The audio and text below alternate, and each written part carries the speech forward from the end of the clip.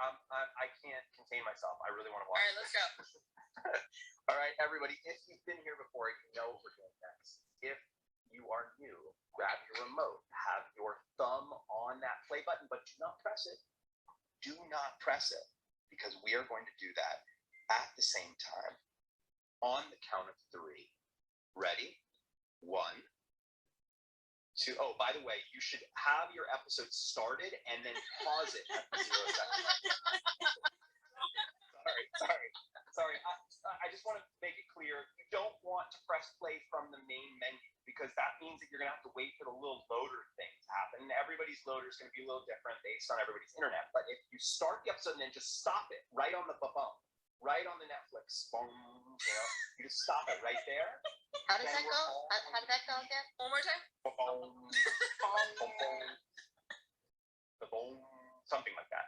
If you're all paused on that Netflix, like white Netflix logo at various stages of its bombishness, then we're gonna all be really synced, because when we press our play button, it's just gonna start immediately.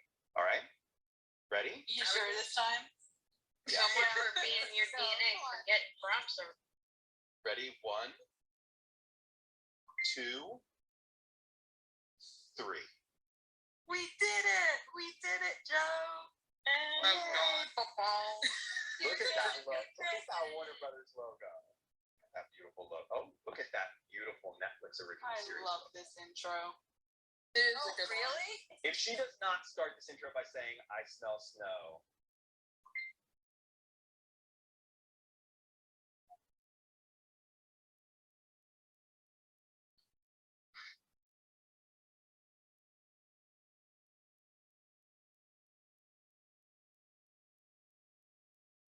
My heart aches when I hear. I know. man, come on. Like, this is awesome. Stop it. This intro is incredible. I love it. I'm sure that people were crying during this intro.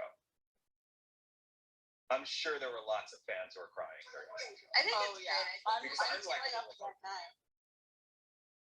Oh, she didn't say it. Yeah. I must have remembered that because I didn't really remember it, but like for some reason it felt like the right thing for her to say. But maybe Look at those blue kalalas. And the lalas are back. Oh yeah. If we're being honest, I've only watched the revival twice. I haven't finished the revival yet. Who said that? MJ. Well, guess what, MJ? You're gonna finish it with us, and it's gonna be. I'm gonna make this experience is going to invigorate the revival for everyone. I'm convinced of it. I love you guys so much. It's the first time. I love you guys so much that I'm bringing A Year in the Life to New York. So. Power off. I drove to Ohio this weekend, and I'm at my mom's, and she thinks we're nuts, first off, but I have taken over her TV to watch with you all. I'm not. And make her enjoy this. Hi, Mom. I'm definitely gonna have to turn you guys down. Sorry, Steph, we're chatty. The reference to like the actual speed of the dialogue in the dialogue. Right. You're damn right, thank you. I didn't really like that. I felt like it was like fourth wall breaking. But wait a second. Look at that. Those coffee cups are not craft services coffee cups. It's Al's Pancake World. Well, that's some extra Netflix budget that they didn't just use the craft services coffee cups for. Because that's what they did in the whole original series. No, those were the coffee cups that we all drank on set. Eventually, they did have Luke's coffee cups in the original series. Really? I think the permanent ones, not takeaway ones, I don't think. Oh, the takeaway ones had Luke's logo. Oh, really?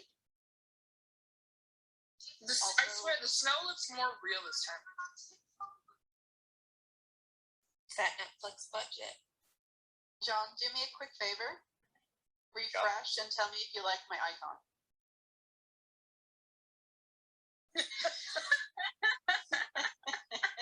Hot. Very Hot. I know, right?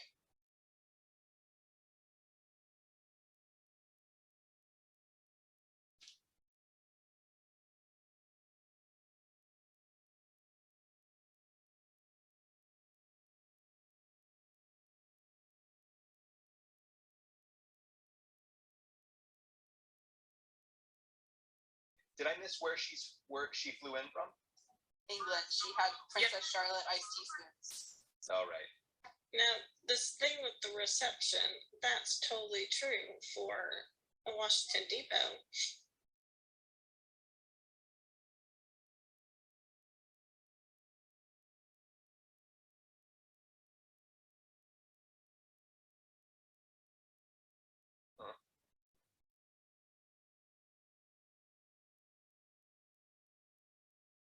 Yeah, this tracks. This definitely tracks if you've been to any of those little towns. But they didn't have problems with their cell phones in the original series. It's just like Kent. Yeah, I was gonna say I had problems with my cell phone. Kent's a little bit better. Washington Depot, none. Yeah, In my Washington high Depot school? was like barely anything. In my high school, the only time my phone would work was in the four-year, which was appropriate because we weren't supposed to have phones in school.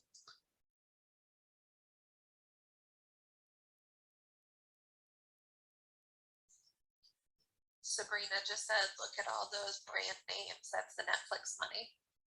Yep. Well, no, they ended up, and I think that ended up being that there were brand names in the original, but that's like a lot of brand names. Cliff Bars, Chobani, Bagel Bites. Oh, I just remembered I have a new tub of Ben and Jerry's. I'm gonna go get that. I was not paid by Ben and Jerry's to say that.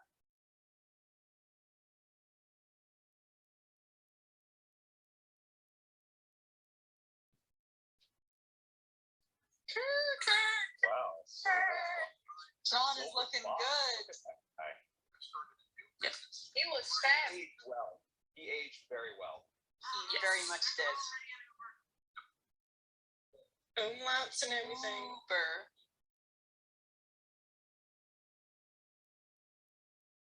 I hate Uber. I love Lyft. The light stubble, though. Beautiful choice. I mean, come on. Kirk is looking kind of borderline sexy in this. He's I mean, the sexy. Kirk is scruff. sexy. Yes. Oh yeah, Kurt definitely. does look good. It's a pig. Pedal.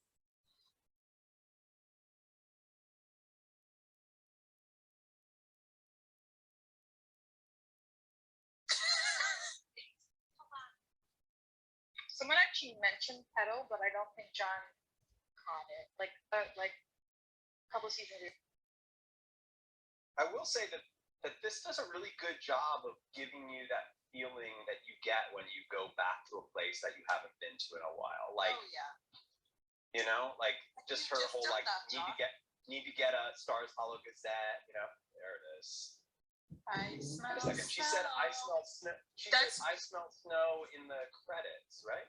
Yes. Yes. I think the credits that was like from the original series line. Yeah, it was her That was my OG gift for line. my tweet. This is such a great song.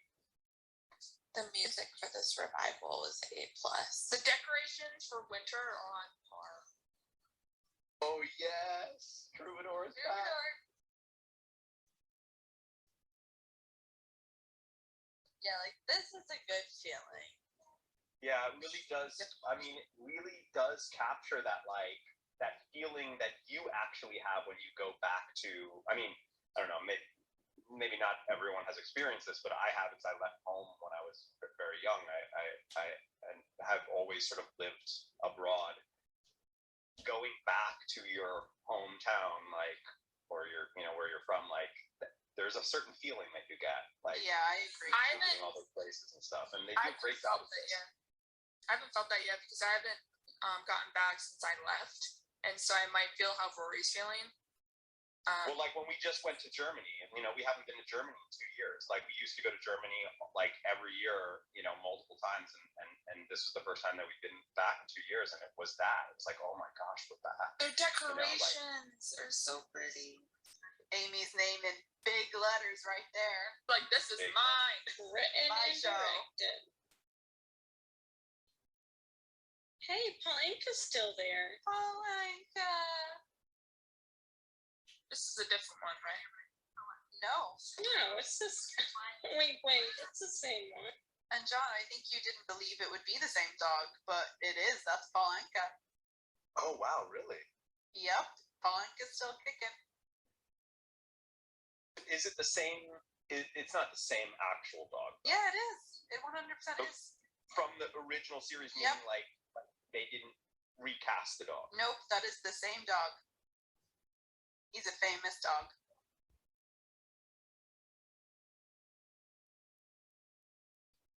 It's a totally different fridge, right? Totally different. The yeah, fridge the is kitchen amazing. freaks me out. The kitchen really freaks me out. Yeah. I love the fridge though.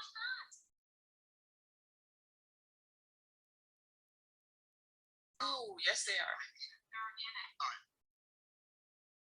I want to do a giant bow on my fridge for Christmas. I did that once and it did not work. And John Sherry just messaged me in case you don't believe us that it's the same dog. Val said it's the same dog.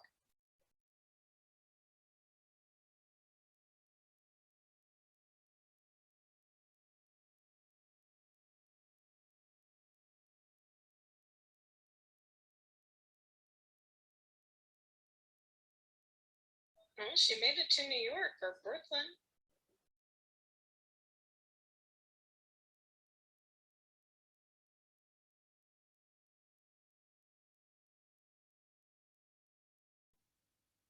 Maui, welcome in. Who? Our new friend Maui has joined us for the revival, guys. Maui.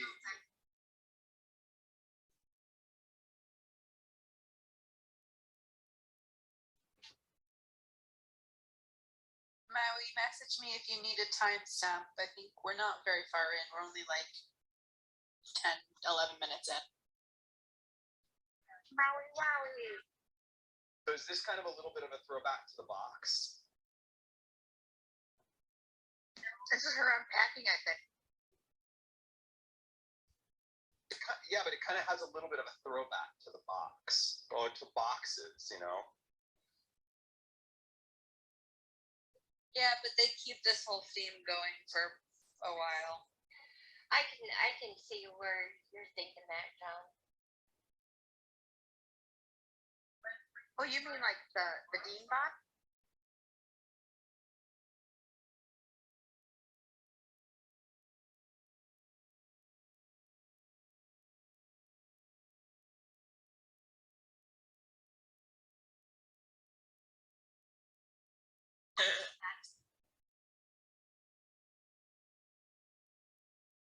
Awesome. So, New Yorker.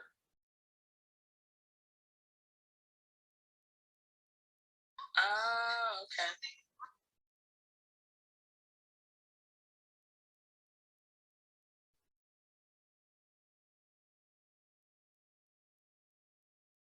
Oh, here comes my man. Team Paul. Ew. You. It's lovely.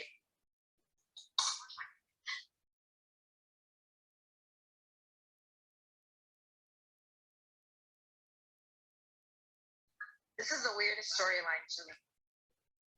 Yeah. I have to say, as a strict Team Jess person, Paul is the only person to ever make me reconsider.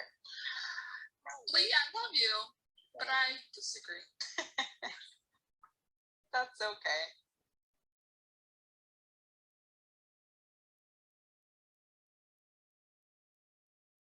Oh, That's rude, Lorna. That's offensive. We definitely know what Amy thinks of Marvel movies. Well, we know she's a DC and I won't judge too much. I like both.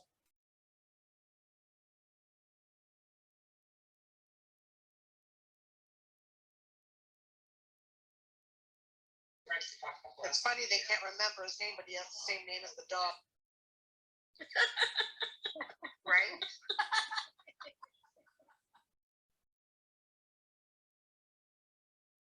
That's probably part of the joke.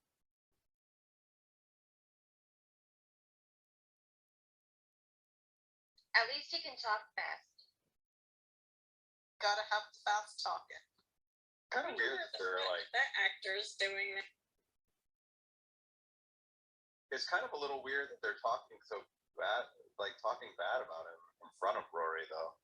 Well, I Rory mean, doesn't Rory even knows remember Rory, to be himself. fair.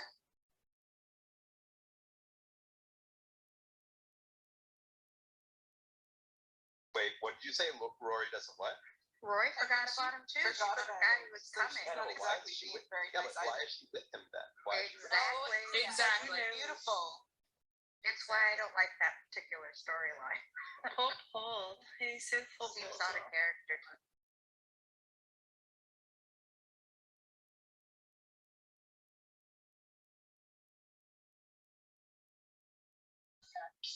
Lifetime movie network. I love Lifetime. I actually have seen that in Is real that life. TiVo? It was Nikki. Is that a TiVo? That thing? I don't think so, because I don't think TiVo was still around. Yeah, but Lorelai always has old stuff. Very true. Some Lifetime movies made me afraid of high school. It's probably just her DVR.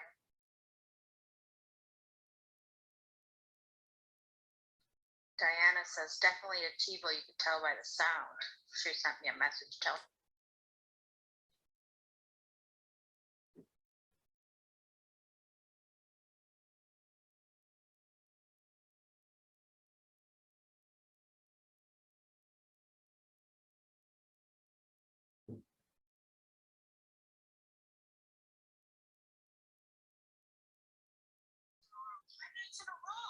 Did you notice the picture of them behind Lorelai?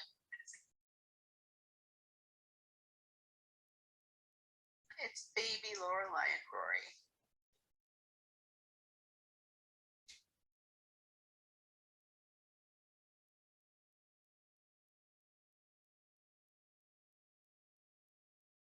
This is me avoiding going to bed after watching anything vaguely scary. I I'm was like, just if I get thinking into that, bed, me. Yep. yeah.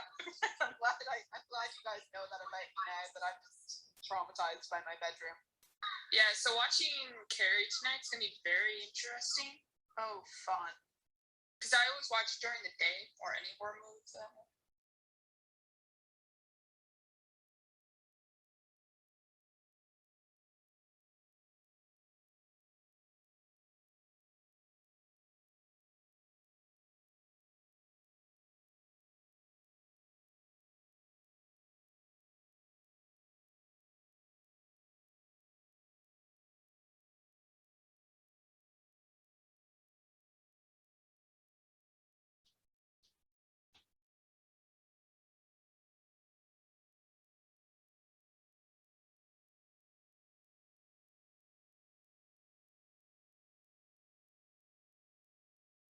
She doesn't need that floor to tap dance. She's on a tile kitchen floor. Yeah, but wouldn't that be bad for the floor? Yeah, I was gonna say, do tap shoes damage floors? I don't know if they're that strong. What Depends on happened, the It depends on how hard you. what happened to her making mac and cheese when she can't sleep? I feel like Lorelai wouldn't care about her floors. She's grown up. Oh, that's She a lives in new that thing, community. isn't it? That behind Lorelai, is it a double door? Or is it just a really big window?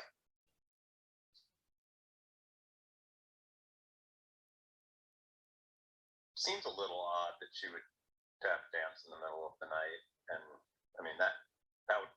She's on England Wow. time. She's still on England time, I She's think. on England time. It just seems like she'd probably be sensitive, at least sensitive to the idea that there are people sleeping in the house. If she was on England time, it would still be really early in the morning.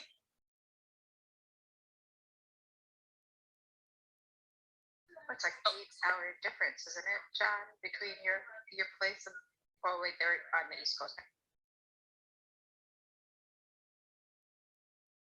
I woke up at 9 a.m. this morning, which is the first time I've woken up that early on a weekend, and who knows?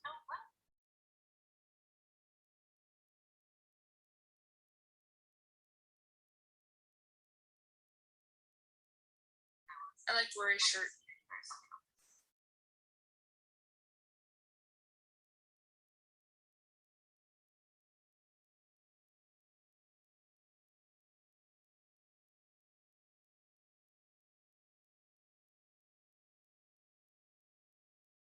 Shari just messaged me that she has to go, guys, but she wants you all to know that she misses you all. Bye, Sherry.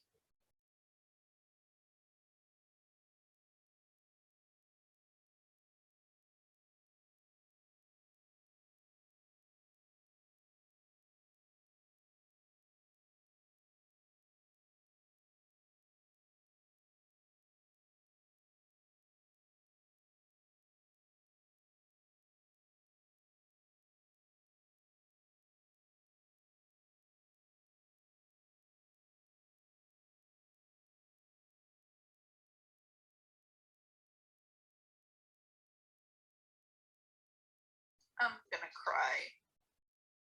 You think you're gonna cry now? Yeah, it doesn't take much. Deep I- breath. I missed it. Breath.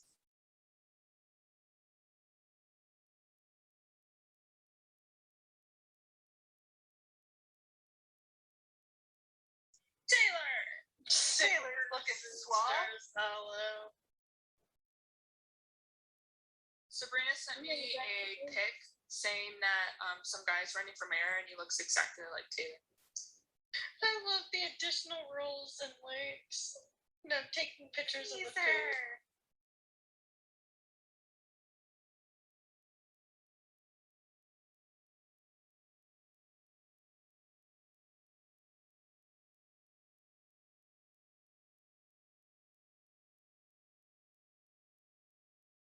It's like riding a bike. So wait, so he still has the sign about no cell phones, but he's giving out Wi-Fi passwords. Just wait. Just watch. You see the sign says no mom phones?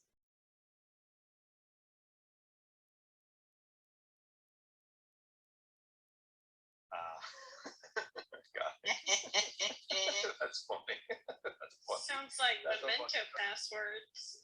Oh, don't. Oh my God, Don't do get the not. ideas. Jesus Christ. Do not say the M word.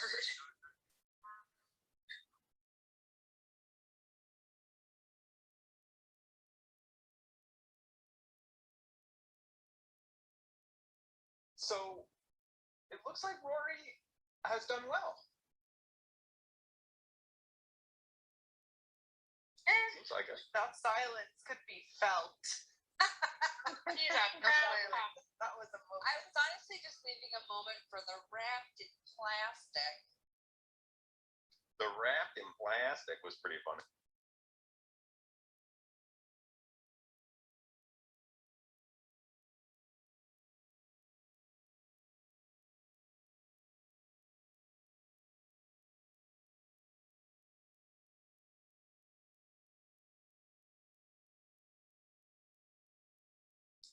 Sean Gunn is one of my favorite parts of this revival. Oh yeah. I don't think like without Sean, I don't think it would have been have its comedic. I will say that Kirk's attire doesn't really track for me in terms of what I'm used to. This feels like more the kind of thing that Brian would be wearing. Maybe he killed Brian and took over his role in Stars Hollow. I do love that he has the Uber patch already.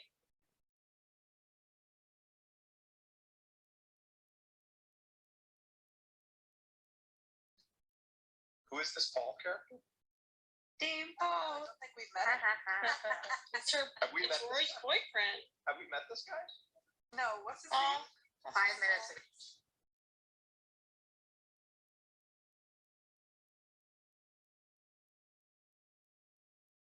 What poor boy are they ones I already forgot.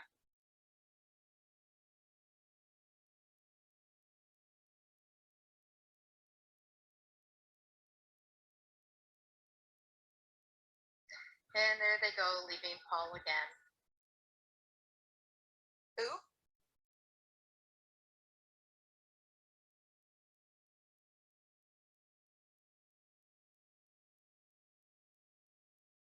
Where's she taking all that food? Oh, just wait. This is a funny joke. I think that it's kind of funny. I'm not sure if I completely buy it, but I like it. Michelle. Oh, that was so insane.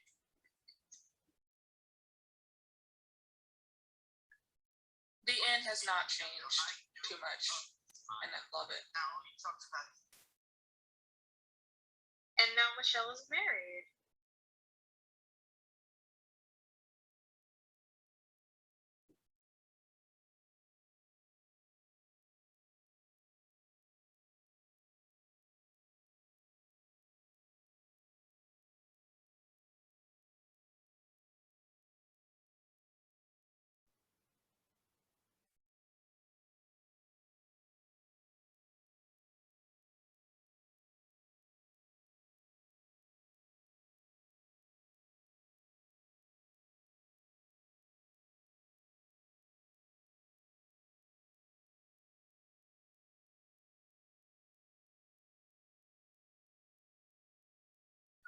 Roy Choi, I love Roy Choi.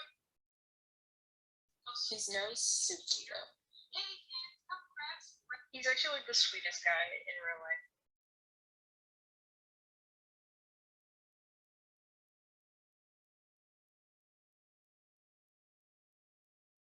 I just think it's hilarious that for some reason in this revival, they think that this inn would have the kind of clout to get Roy Choi or any of the subsequent chefs that they mentioned, like to do a pop-up at their. I love that they also make Lorelai like not into any technology because I feel like we were talking about this before. Like she would totally be into emojis and tweeting. I feel like. Yeah, it's because Amy doesn't like it, I think. Yeah, you can always Oh, yeah, it's tell an Amy thing. the things that are more something that it's more Amy's POV perspective on something that she's put into one of the characters. If it doesn't seem to totally track with what you believe about the character, it's usually because that's more something Amy feels rather than necessarily the character. But because I agree with you, I think she actually would be into all of that stuff. But Amy isn't. I know Amy isn't. So Lorelai would love Twitter drama. She would love Twitter drama. Oh yeah, definitely.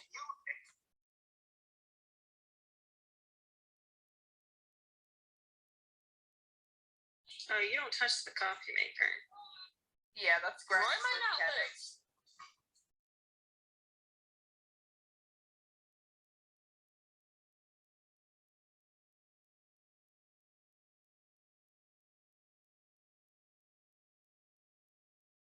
Okay, no, don't ever offer Lorelai a pour over coffee.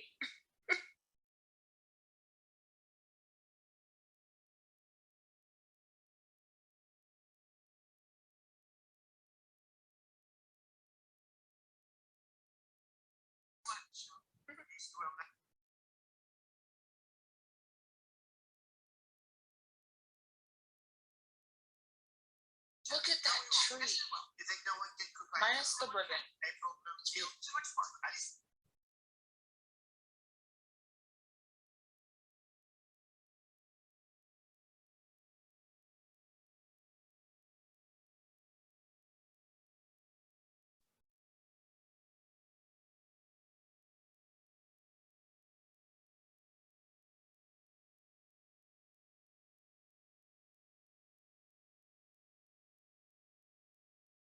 Into the woods, into the woods.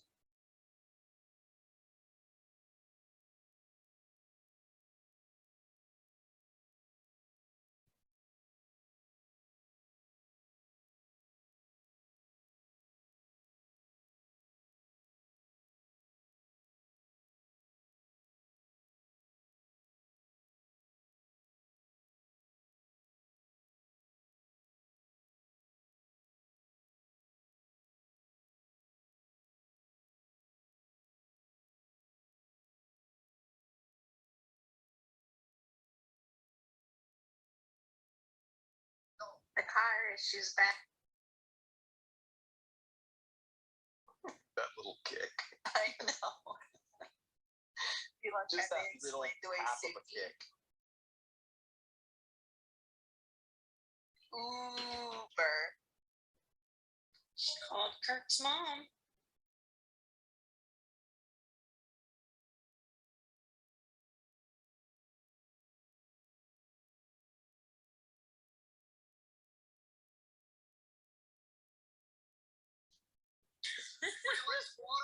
Yes, that would be nice.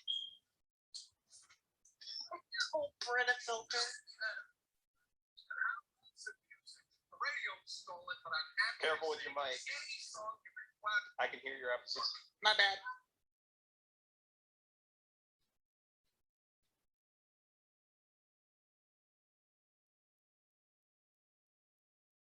I love Kirk.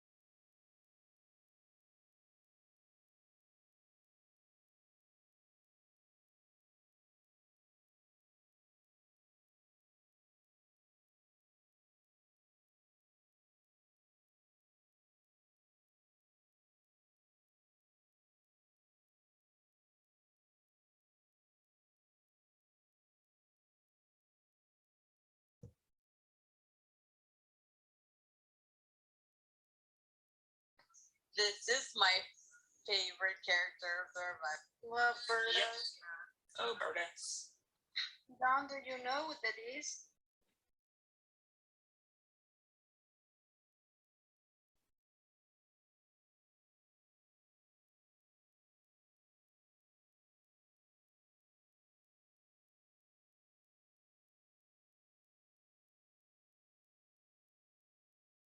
Definitely took me a little while to realize who Berta was. Yep. I didn't even know until I joined this and you guys started.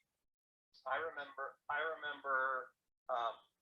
her from the read through of this because we read through Winter, and I remember obviously I know who it is because she was there. I also probably would recognize her. Maybe not. I think it took me like I don't know if it was like through Winter or maybe one of the next episodes where I was like, okay, that's definitely her. She was a huge hit at the read through of it.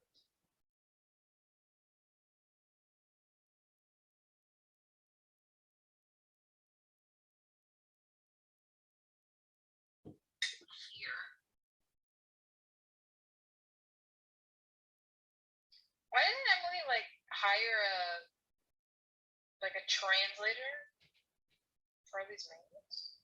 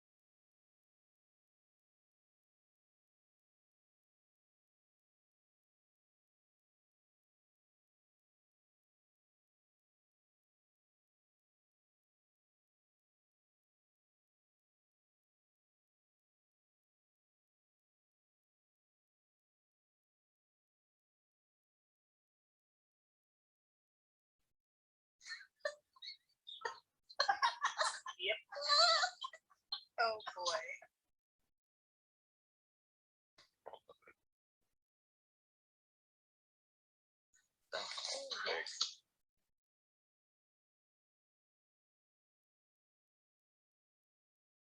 Do we have a little bit of drunk acting going on here? don't think Not yet. Yeah, definitely not yet. Seems to be slurring, slightly slurring.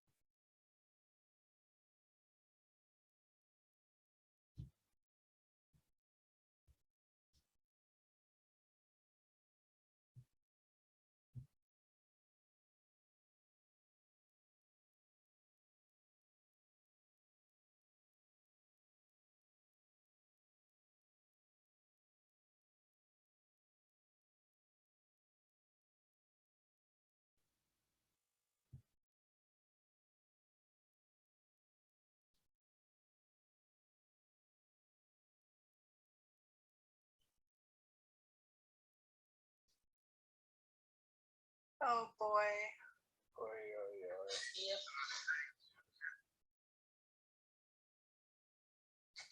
Picture of one.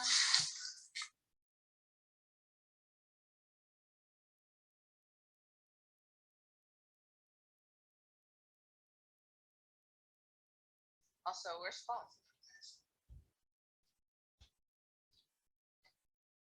They've been together for 2 years.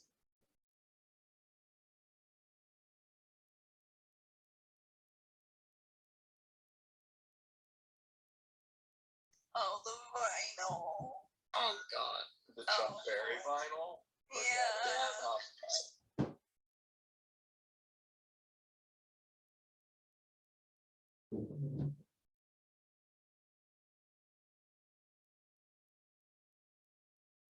Oh god. His golf clubs.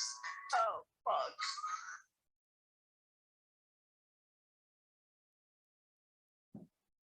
It's like you watch this scene and you just like have all of these memories of him throughout the entire show. Yeah. They want to make us cry for sure. Yeah.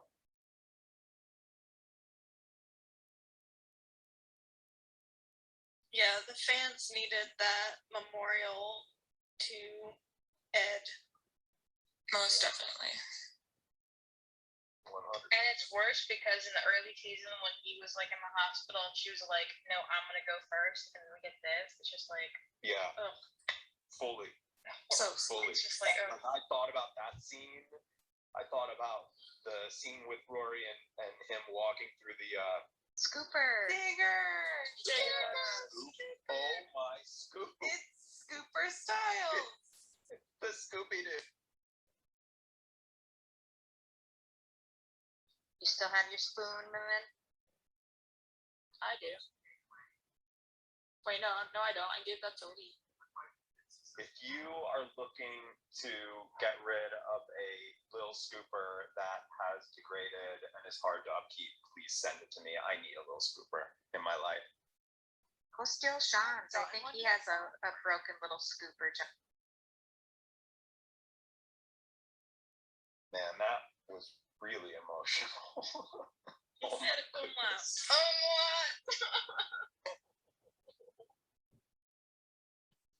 Hits you in So the maybe they get back feels. together. Yeah.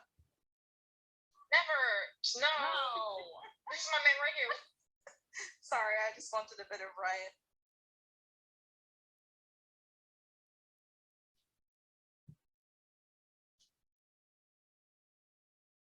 This is my husband all the time.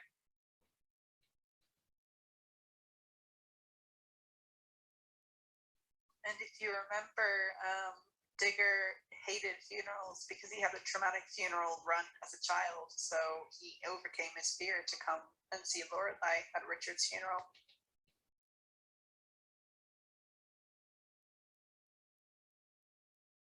So Berta has lasted 4 months.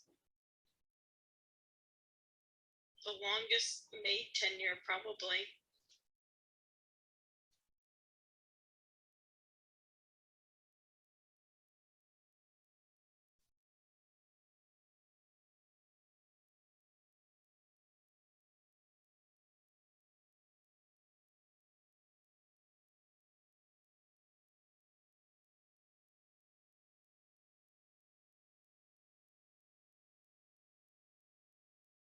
Her hugs got better.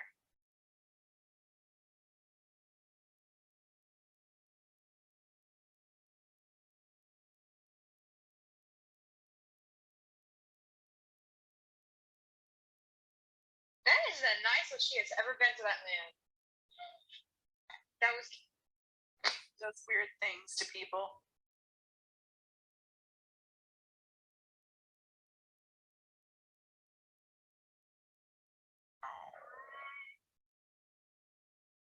Lorelai. I'm sorry, it's not funny, but it is.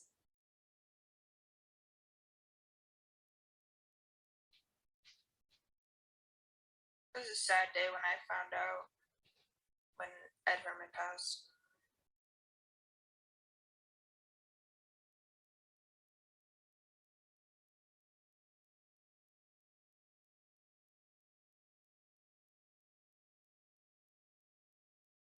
Very wise is that.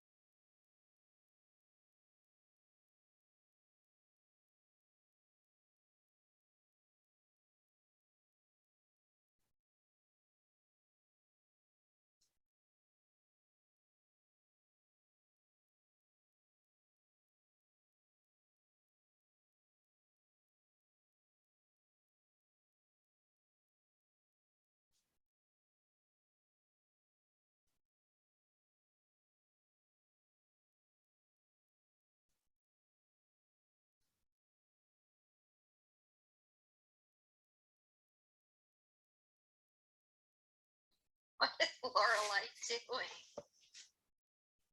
Trying so hard not to go next.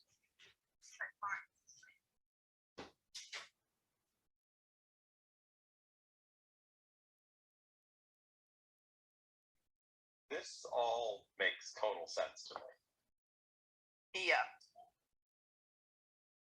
This is very Lorelai.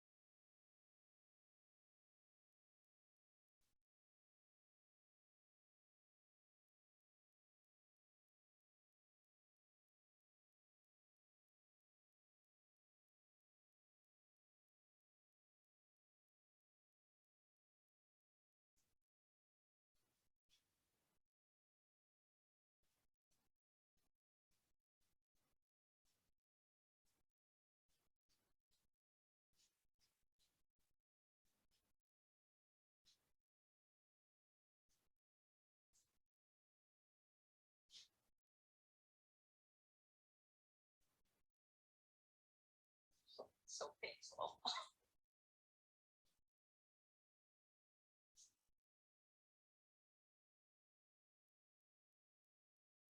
She doesn't have any good. Yeah, if you think about when he was in hospital and she was saying, I should be thinking about all the good memories. And Luke was like, yeah, you should, like, I'm sure you are. And she was like, well, no, because I don't really have any. Yeah.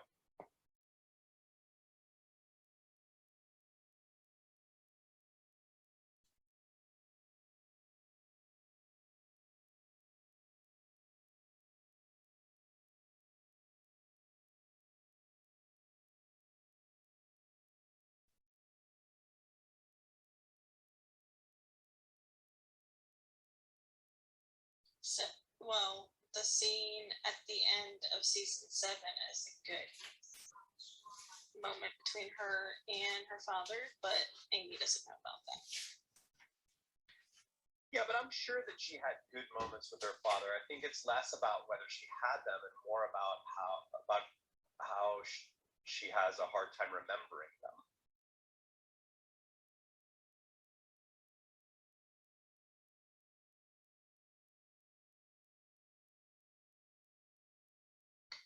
Yeah, I agree. It's more like the memories that stand out.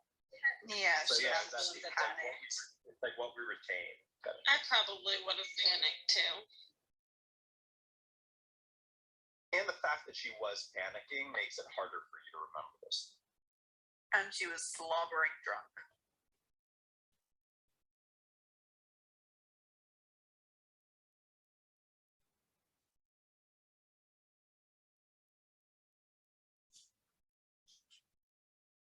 She makes me think of my own mother in this scene.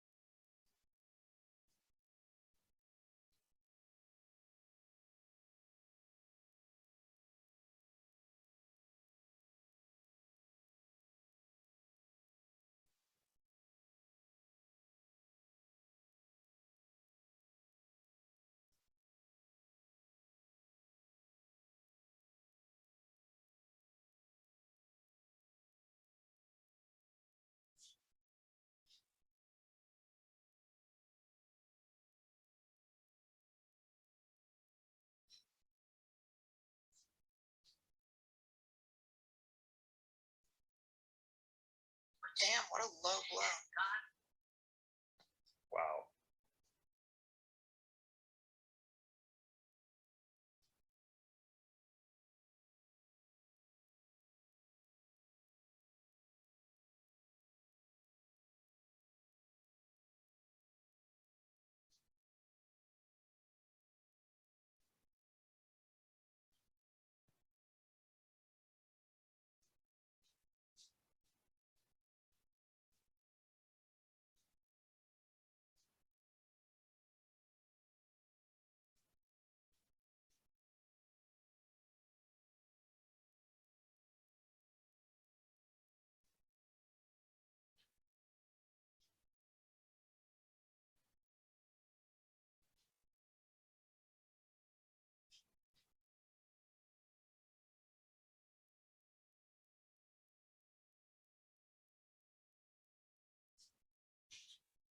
But I mean, Kelly Bishop. Am I right? Kelly Bishop, indeed.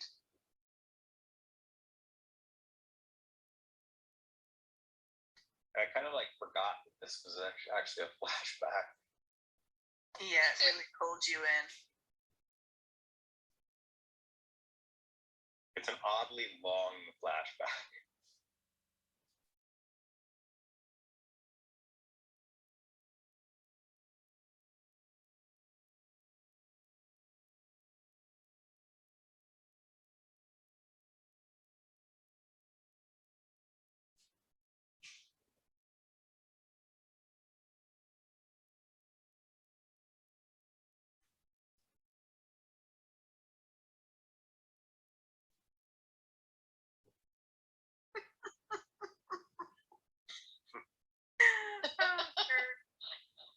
say invite him to eat dinner with him.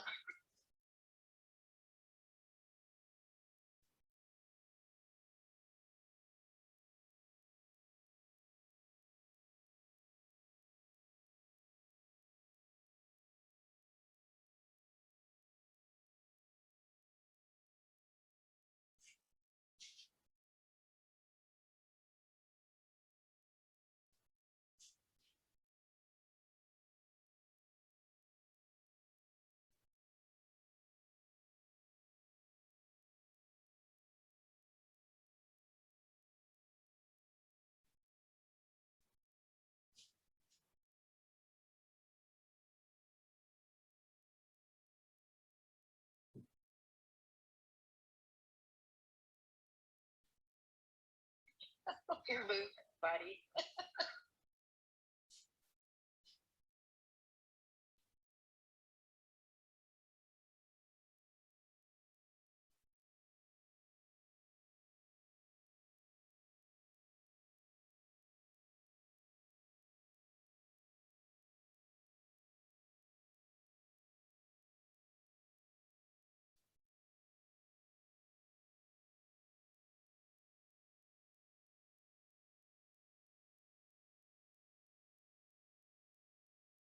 Kirk just winked at Emily. I know. Oh my god. He knows he's sexy. He knows.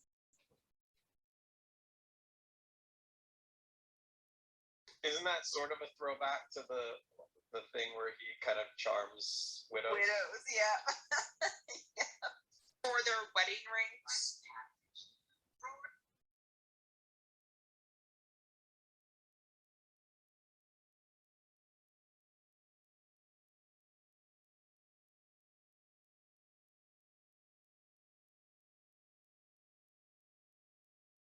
I love how he asked permission to go out and play with the kids.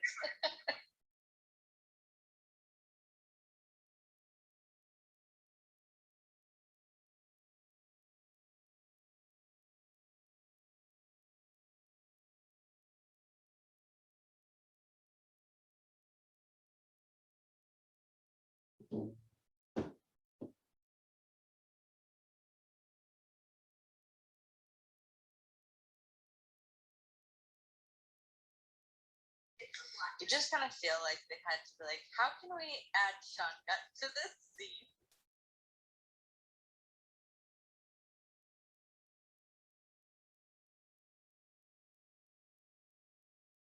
Kirk is still like their child.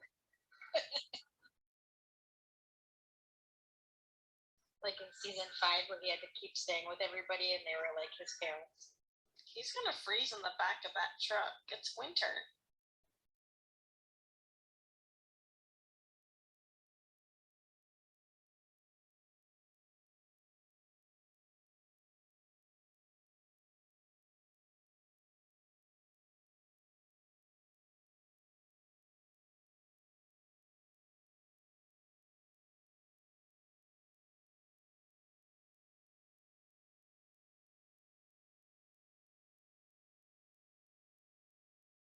Pedal. This is exactly how I speak to my cat.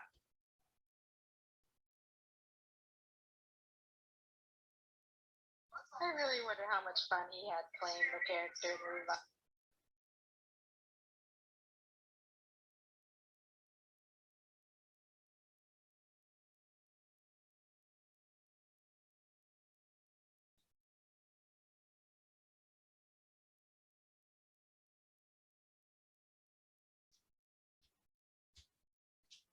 Yep. I hope she's in the revival.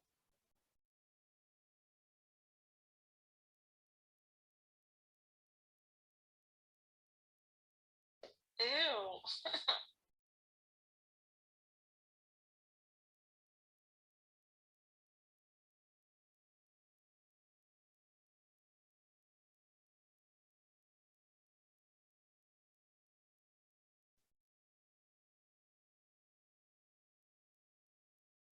Did you catch that, John? Did you catch that? Yep.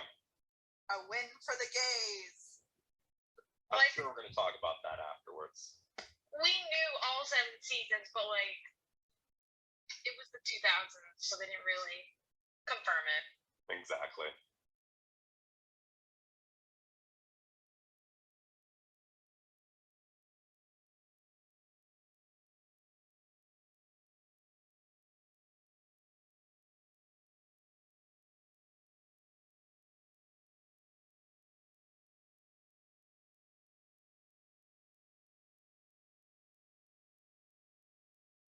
How old is Lorelai supposed to be now?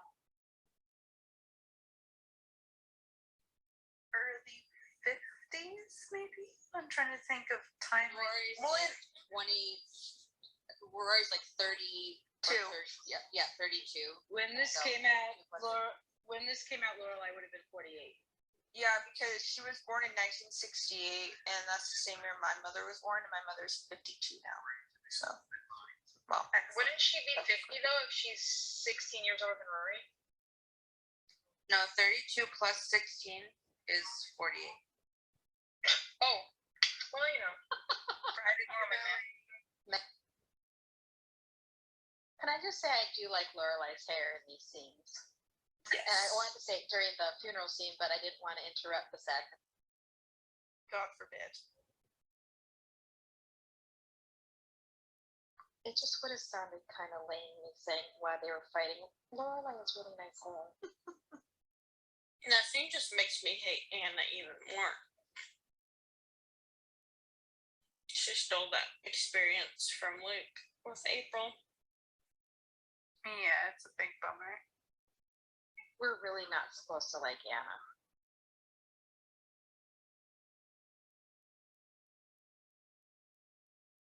Oh, What were they watching and why did it sound like Danny Strauss? it very possibly was. Love this. This is one of my favorite parts. I vaguely remember this. I think I know who we're gonna see next. It's Luke. Let me tell you, I was shocked.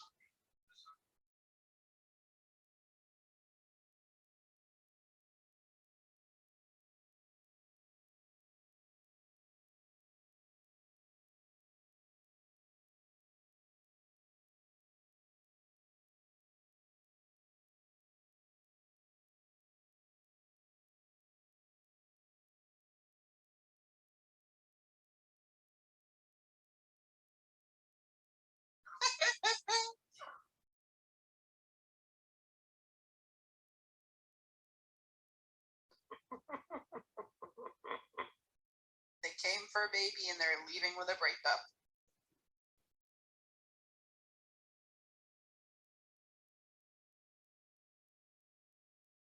Oh my goodness. That line, I don't want to have sex with anyone ever, didn't make any sense. What did he mean by that? Meaning that he doesn't want to have sex with anyone else but Lorelai? No, he doesn't say that. Well, I'm guessing that's what he meant. As we just had in so many words the last scene, he's not very good at He doesn't. enunciating topics specifically. Yeah. He doesn't express himself. Wait. That's Ferris. I was right. Yeah.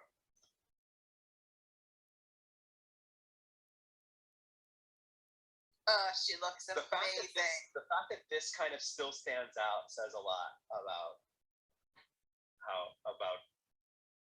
how much I like this character. Buffy. We love a Buffy reference. Yes.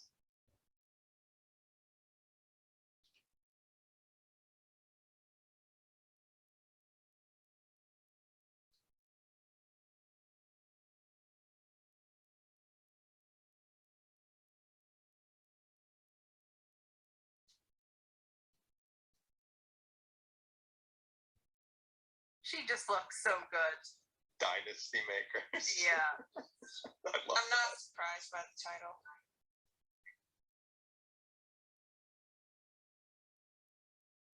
Was this during when she was on How to Get Away with Murder? Yes. Yeah, that's what I thought. The hair give it away. I mean, kind of, but I just couldn't remember what season they were on when they were making this. There's something about people reviewing their babies on Yelp that just is very interesting.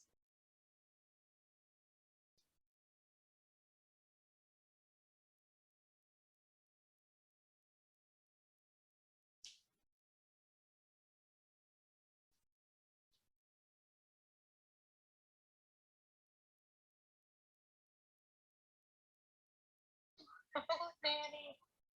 How old is Lorelai right now? 48. Sorry, one person. How old is she? 48. 48.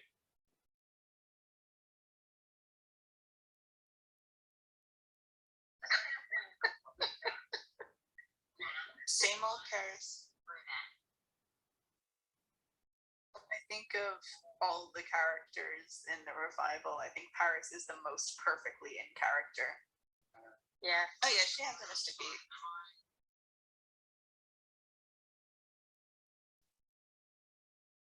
By the way, my Kirk question still was how old is Lorelai, not how old is Lauren Graham? 48. No, Lorelai would be 48. 48.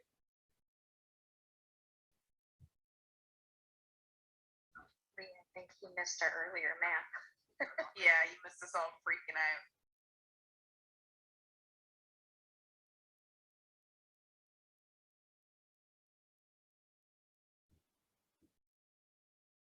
Oh, we watched him die last night. Huh? Jeez, you have to be We so watched- loud. We watched a movie. Sorry.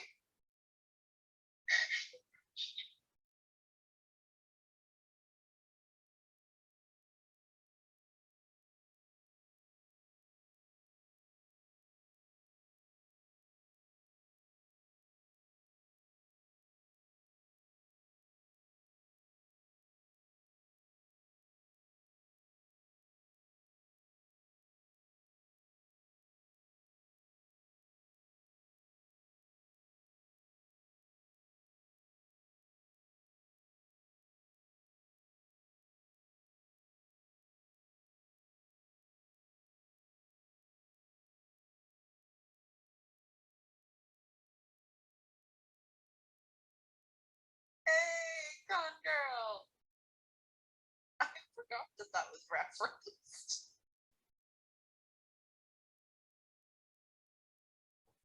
Short, sweet, to the point. Ooh, we're in London. Oh snap. I absolutely love this too.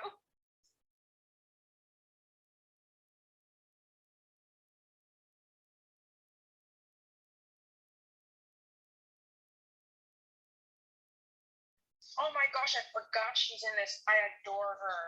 She's incredible in this. What's her name? Alex something?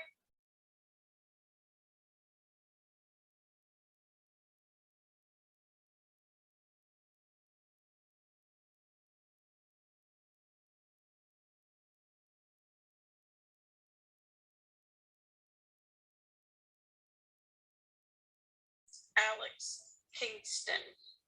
That's right. That's what I thought, but I didn't want to. Yeah, Maui just Yeah. messaged me to tell you as well, Kingston.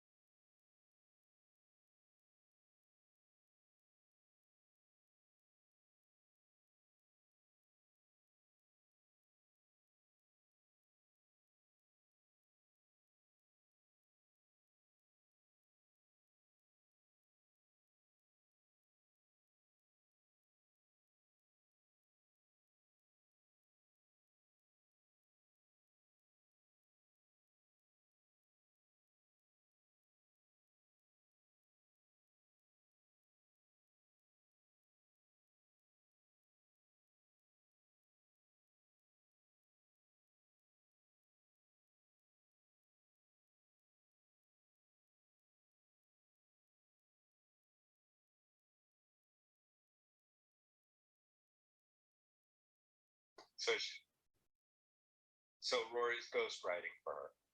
Yes. A biography or autobiography, right? Yeah.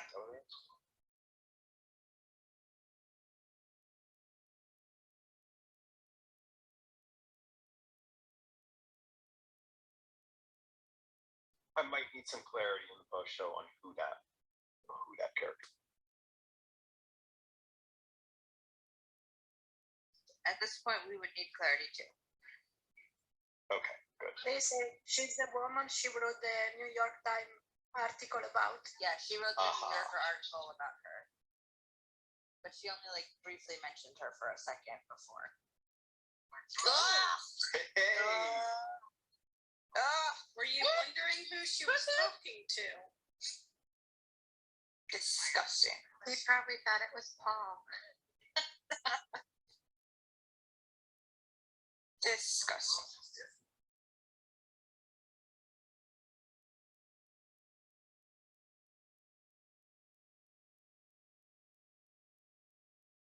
so she's cheating on Paul.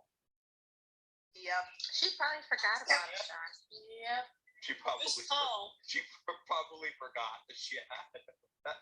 I mean that actually works. I think that works. Truthfully, she does forget that she's cheating, but she doesn't forget that. Just wait.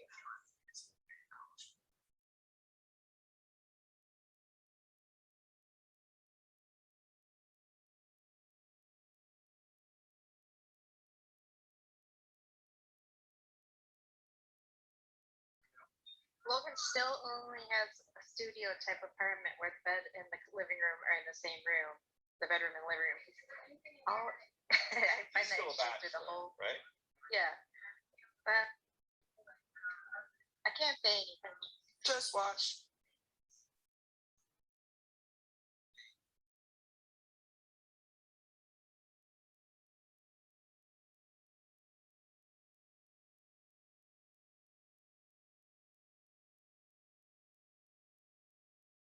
I've never wanted to puke more in my life. I'll puke right along with you.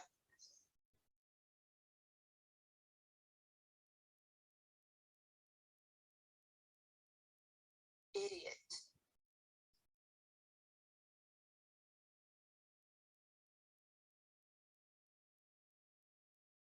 Oh yeah, remember? You're in a relationship. Have funny. Not the half of it. Yeah, this part of it is definitely a little ugly. This whole like I'm with this guy. That's my Like Wi-Fi name. the joke only kind of goes so far, I think.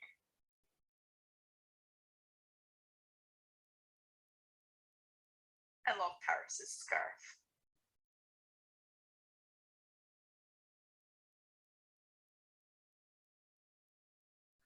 Teaser.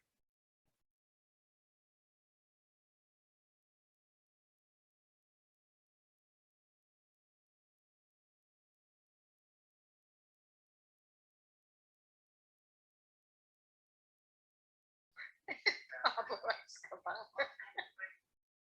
Great reference for it.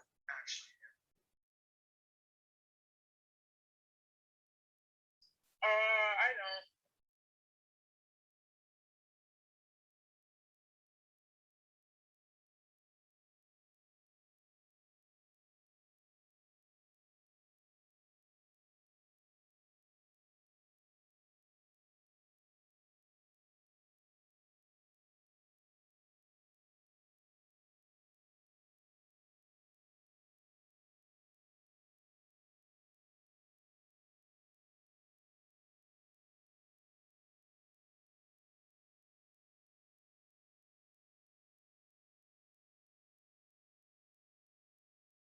An old defective eater.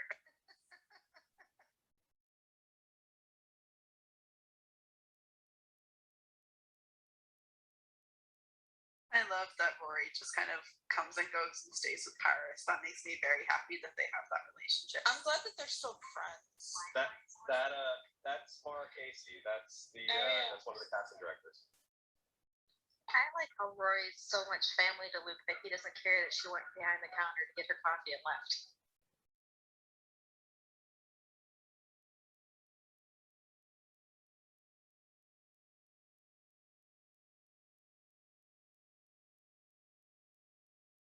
She was one of the two casting directors in the original series.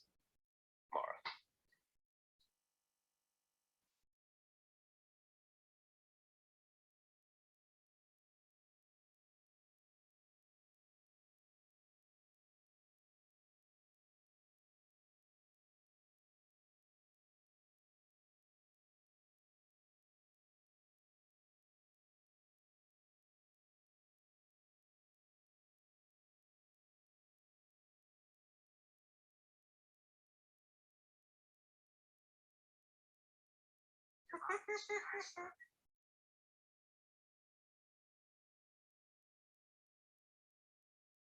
Oh my god!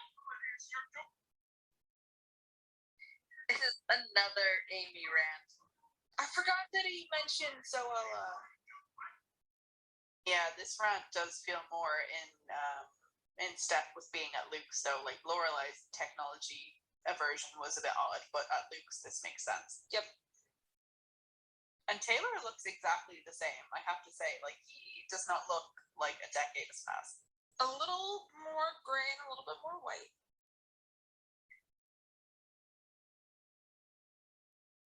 I love how Taylor's rant puts Luke in a better mood.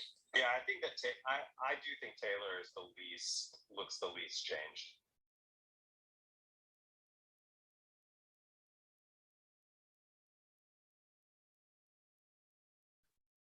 Nice. I believe that's the one that's Carol King's daughter. I was just wondering if It looks like she looks like Carol King.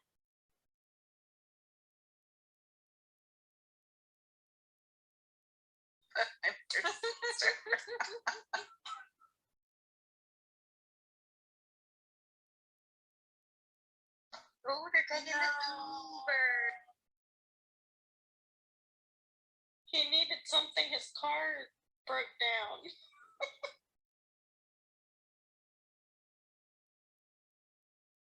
I like how Paris doesn't mind that she's sitting on the back of that thing talking. I wonder where they're going.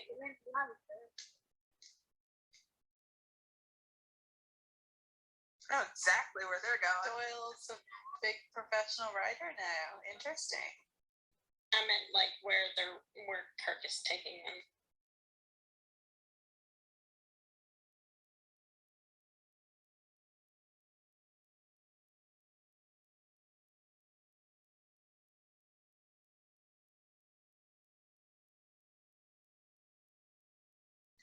Love that Fast Times reference.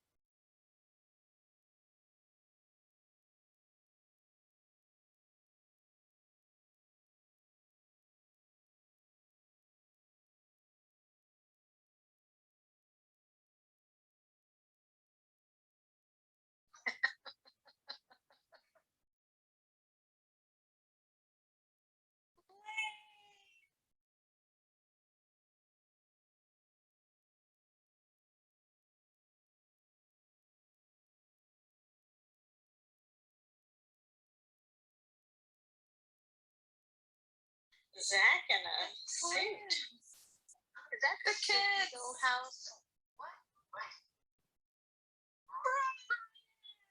Hey!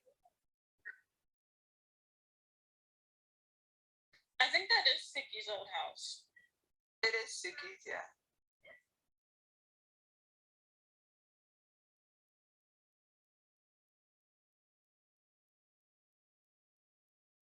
Ashton! We all cheered, and my mom just looked at me, and I was like, "That's who we're watching with." I honestly forget sometimes. It's like John is just John, and then John is suddenly on my TV. It's funny. Look at Quan and That Steve. same feeling. I'm like, oh, John is just me. And then I see myself on the TV. That must be a bit of an identity crisis. Look how Quan and Steve look so big now. They look younger than they should be. Shouldn't they be 10 years old? Is that not what 10-year-olds look like? 10-year-old kids are pretty small, John. Really? They look smaller than I they look especially they look 10-year-old like boys. around 7 or 8. Those. No, because boys don't go through puberty until a little bit later, so they usually don't get tall until they're like mid-teen. They might just take after Lane. She's pretty petite. Speaking of boys hitting puberty in their mid-teens, my younger brother, I saw him today for the first time in nearly a year, and he is suddenly a foot taller than me, and it was very upsetting.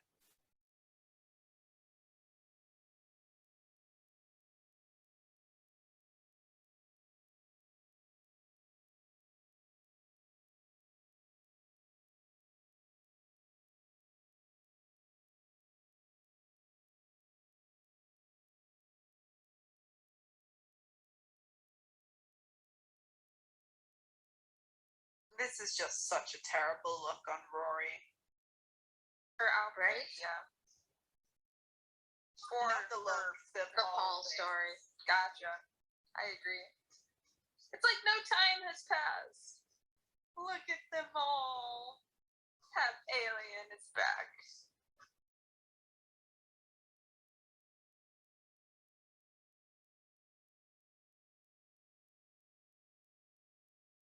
Gil's hair is not as big as usual.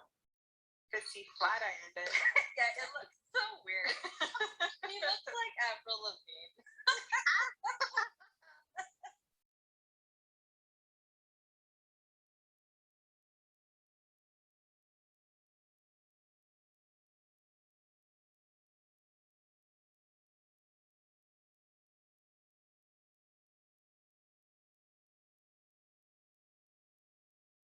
This was really difficult to learn. Did you actually play this yourself? Yeah, I was playing, but I mean, like always, it wasn't the actual sound coming out of my guitar, but I really did learn the song, learn the fretting, and all of that. You pulled it off brilliantly. Oh, this scene, so good.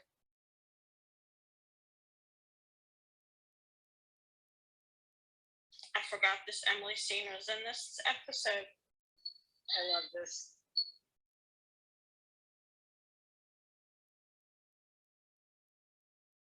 I think this is my favorite part of this episode.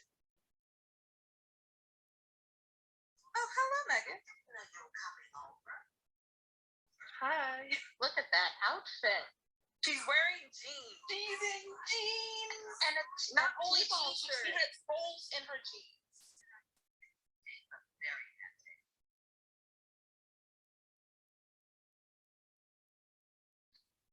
A candy shirt.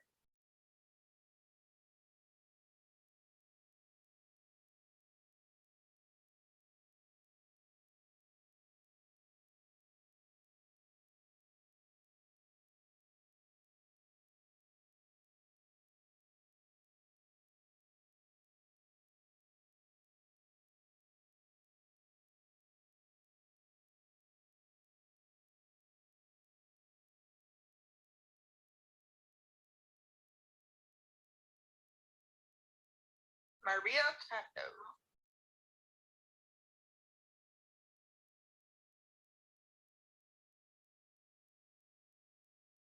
I have that book. I feel like Babsy and I got into a little bit of Marie Kondo around this time. Oh yeah, Yes, they they did did. the same They thing started a right after cult. this. It has slipped, I will say that.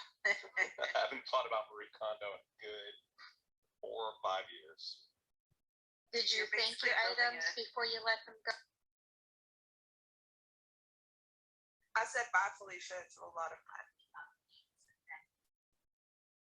I think I just decided that, like, maybe not clutter. I mean, I definitely don't think clutter is good, but that, like, a little bit of disorganization is part of personality. So Yes.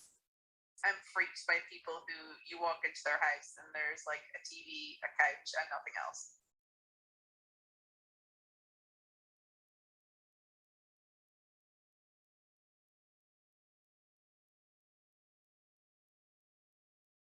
I don't think those are just holes in her jeans. I think those are like one of those pre-made to look like old jeans, but she bought them brand new like that.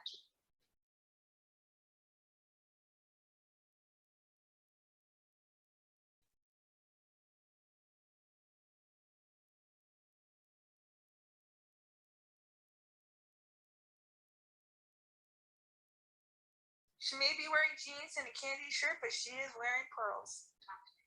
She looks so small next to Lorelai there in this particular scene. She does. Without her armor on, her hair, makeup, and clothing and everything.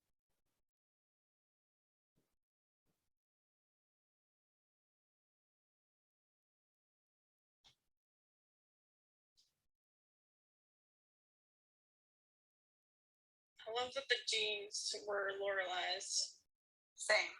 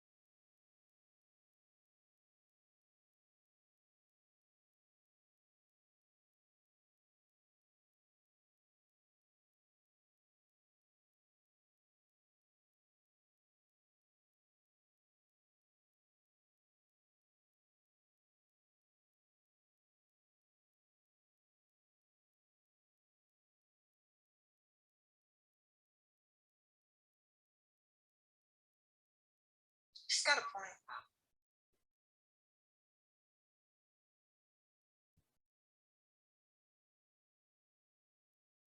I just looked it up. Connecticut does not recognize common law marriages.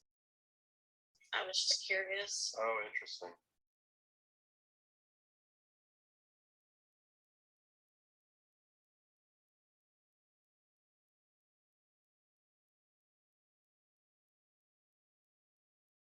It's like she just woke up. My favorite thing about the revival is the Emily storyline.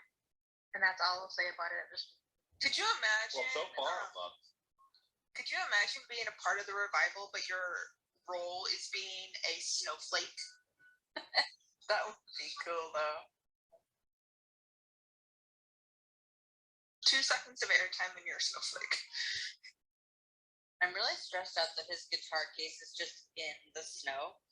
Like, you definitely shouldn't do that. No. Oh, it's a great way to destroy a guitar case. Good thing it's not real snow. And it's not open either.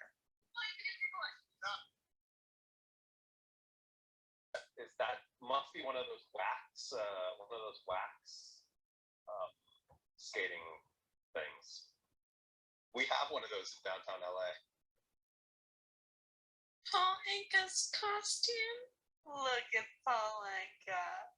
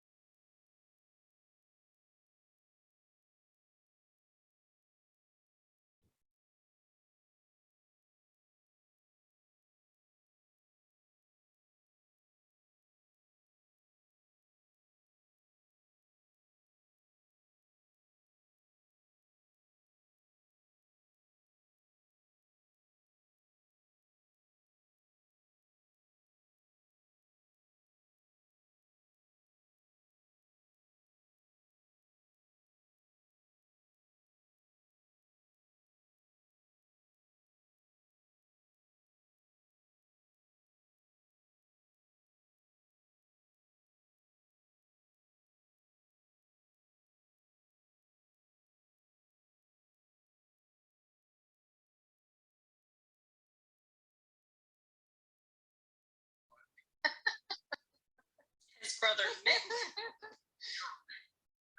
Dirk.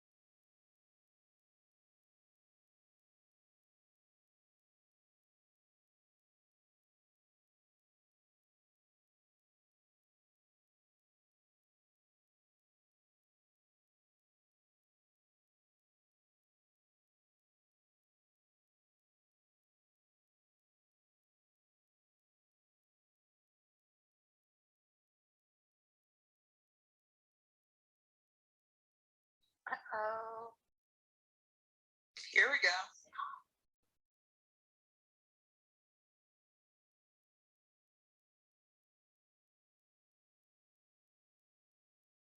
Switched roles. Even Luke knows this is a bad idea. Mhm. Yeah, we.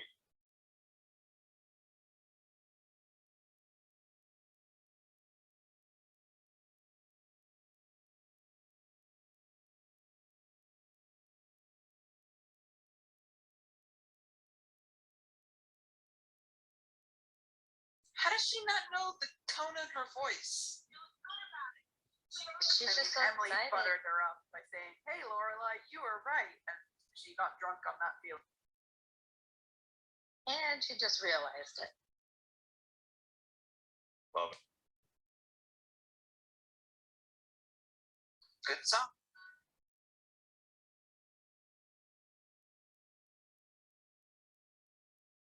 And there it ends. Oh, That's wow. Spencer. Cool.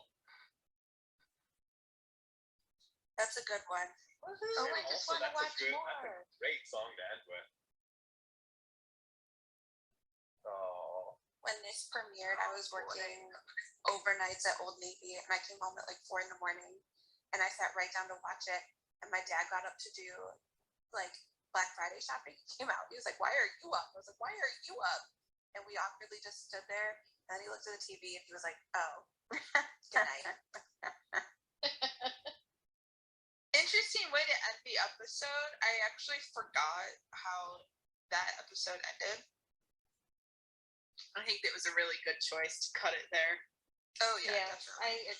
It's weird. I kind of don't like. Somebody said something about one of the earlier seasons. Was like, "Oh, I forgot that this is in winter," and it's true. Like the timeline of it, like certain things, like the major things, I feel like okay, I understand sequentially, but like some of the stories or bits or side characters, they could have been anywhere. You know what I mean? It's hard to remember what came when. All right. So sorry, I just wanted to watch a little bit of the credits. Okay. We just watched Winter. Are we I guess bringing we're gonna- people up? And Let's yeah, get we're some gonna- folks John? up here. Let's let's bring some folks up and we can discuss our thoughts. I'll share mine. Hold on. We are opening the couch right now. I definitely watched all of the credits. Great song. 31 minutes till harvest, guys. I made it! Oh my god. Oh my god. 10, 11. Wow, we got a lot of people Hello, coming up. Sydney. Hi, Okay, Sydney. I just let an initial bunch. I'm sure we're gonna get lots more Hi, raising their Maui. hands over the course of this. Sarah, if you could do me a Yep. huge I'm on. solid and get these folks up here. And also, I mentioned this before, as co-host, please, help me moderate this discussion. Look for mic flashes, and if you have inspiration for ideas on topics that we should be floating into, I would love that. Welcome, Maui. I heard you doing some Harry Potter trivia the other day. You're pretty good. Oh, thank you. Yeah, that was a fun rewatch. I watched Dana Life since it came on, so it was nice to revisit the first part. Yeah, it was really crazy for me to watch something that I had watched and realize how very little I had retained. And I like to pride myself on having a pretty good memory. So the fact that like barely anything in that I have any memory of is really weird. Is that because But it was out of context for you? But I think that it's because it was out of context. It's because I just didn't really know what anything really meant. So because of it, I was probably just fading out, just not really paying attention. I joke about being on my phone. I doubt I was on my phone, but I just think that it just nothing really made any sense. The storyline that did stick the most with me was the Paris stuff and the surrogacy, which I actually didn't really remember until it started happening. It's not like I was anticipating it. Like once it started happening, I was kind of like, oh, I kind of remember this and kind of remember in general where this is going, the conflict, but couldn't really remember scene to scene. But there are some things in there that I just zero recollection, just don't remember it at all. And this was also the episode that we read. Like we had a table read and we only read one episode. It was the winter episode, and I was at that table read, and still really just don't really remember much. I kind of vaguely remember the Uber stuff a little bit, but but it didn't not until I really saw it. So when you went to see it, did Babsy obviously went to see this with you, so she knew what was happening and you didn't. Yeah, but exactly, because she had watched the show, so she knew what all of that even meant. I didn't. And what's really interesting is that I didn't really have the kind of emotional response to the Richard Memorial stuff there, because I didn't know Ed Herman. I never worked with him. And so while I understood everybody else's sadness, I didn't really have that sadness because I didn't have a relationship to the character or to the actor. And I mean, I straight cried at this, like fully was in tears watching this, but didn't have that emotional response when I watched it in the theater. I don't think. I kind of had the flipped version of your reaction because, obviously, we all know I'm an extremely emotional person, but for some reason, it was a very, very sad day and a good mourning period when I found out that Ed Herman had passed. But for some reason, I didn't cry when I first watched, or this time, when I first watched the revival, and I'm like, do I have a heart? Am I soulless or something? Oh wow! I just didn't, like I said. I mean, I just didn't know him. I didn't know him, and and I didn't watch the show, so I had no relationship to the character, and I had no real relationship to him as an actor. So for me, it was more like, oh wow, Ed Herman passed. It was kind of one of those things. And I think when I watched the memorial, I probably just understood that this is a sad scene. But watching it now, I had all of those kinds of flashes of memories that you have about somebody who has passed away that was in your life. I remember all these scenes just kept flooding, flooded my memory. Everything from him and Rory. I mean, even saying it out loud, I'm getting a little choked up. Him and Rory, in the first season, walking through the golf course, talking and kind of getting to know each other for the very first time. The scene between the family, that handheld scene that was kind of the homage to the Woody Allen movie, Brothers and Sisters, I believe it is. Just a bunch of that all just came back. Him having the heart attack, both times being in the hospital. It was a really, really interesting experience seeing it this time, having watched the whole series. Do you ever wonder if if Ed Herman hadn't passed, and he would have been part of the revival, do you ever wonder like what type of storyline that they would have? Like obviously the storyline that happened wouldn't have happened if he did pass, but do you ever wonder like what his storyline would be now? Not me personally. Are you like? Well, it's his first time viewing, so. Yeah. Anybody in the room want to answer that? I never really thought of it. That's what's so strange. Wait. And I actually didn't.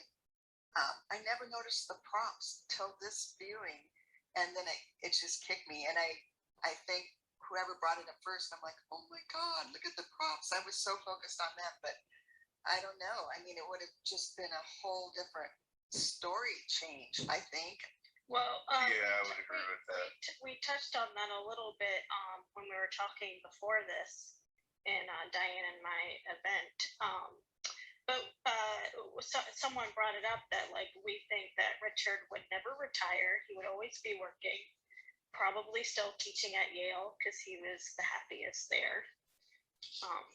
We've had Yeah, I was gonna say, I couldn't imagine it any other way. I think it, the juxtaposition of like where Rory is at her point in life, where Lorelai is at her point in life, and where Emily is at her point in life. Like functionally, I feel like the story that they told, like Richard has to have passed away. But I couldn't imagine it with him being in the show. Like even if Ed Herman was still around, I still think the character Richard Gilmore for the story needs to not be there.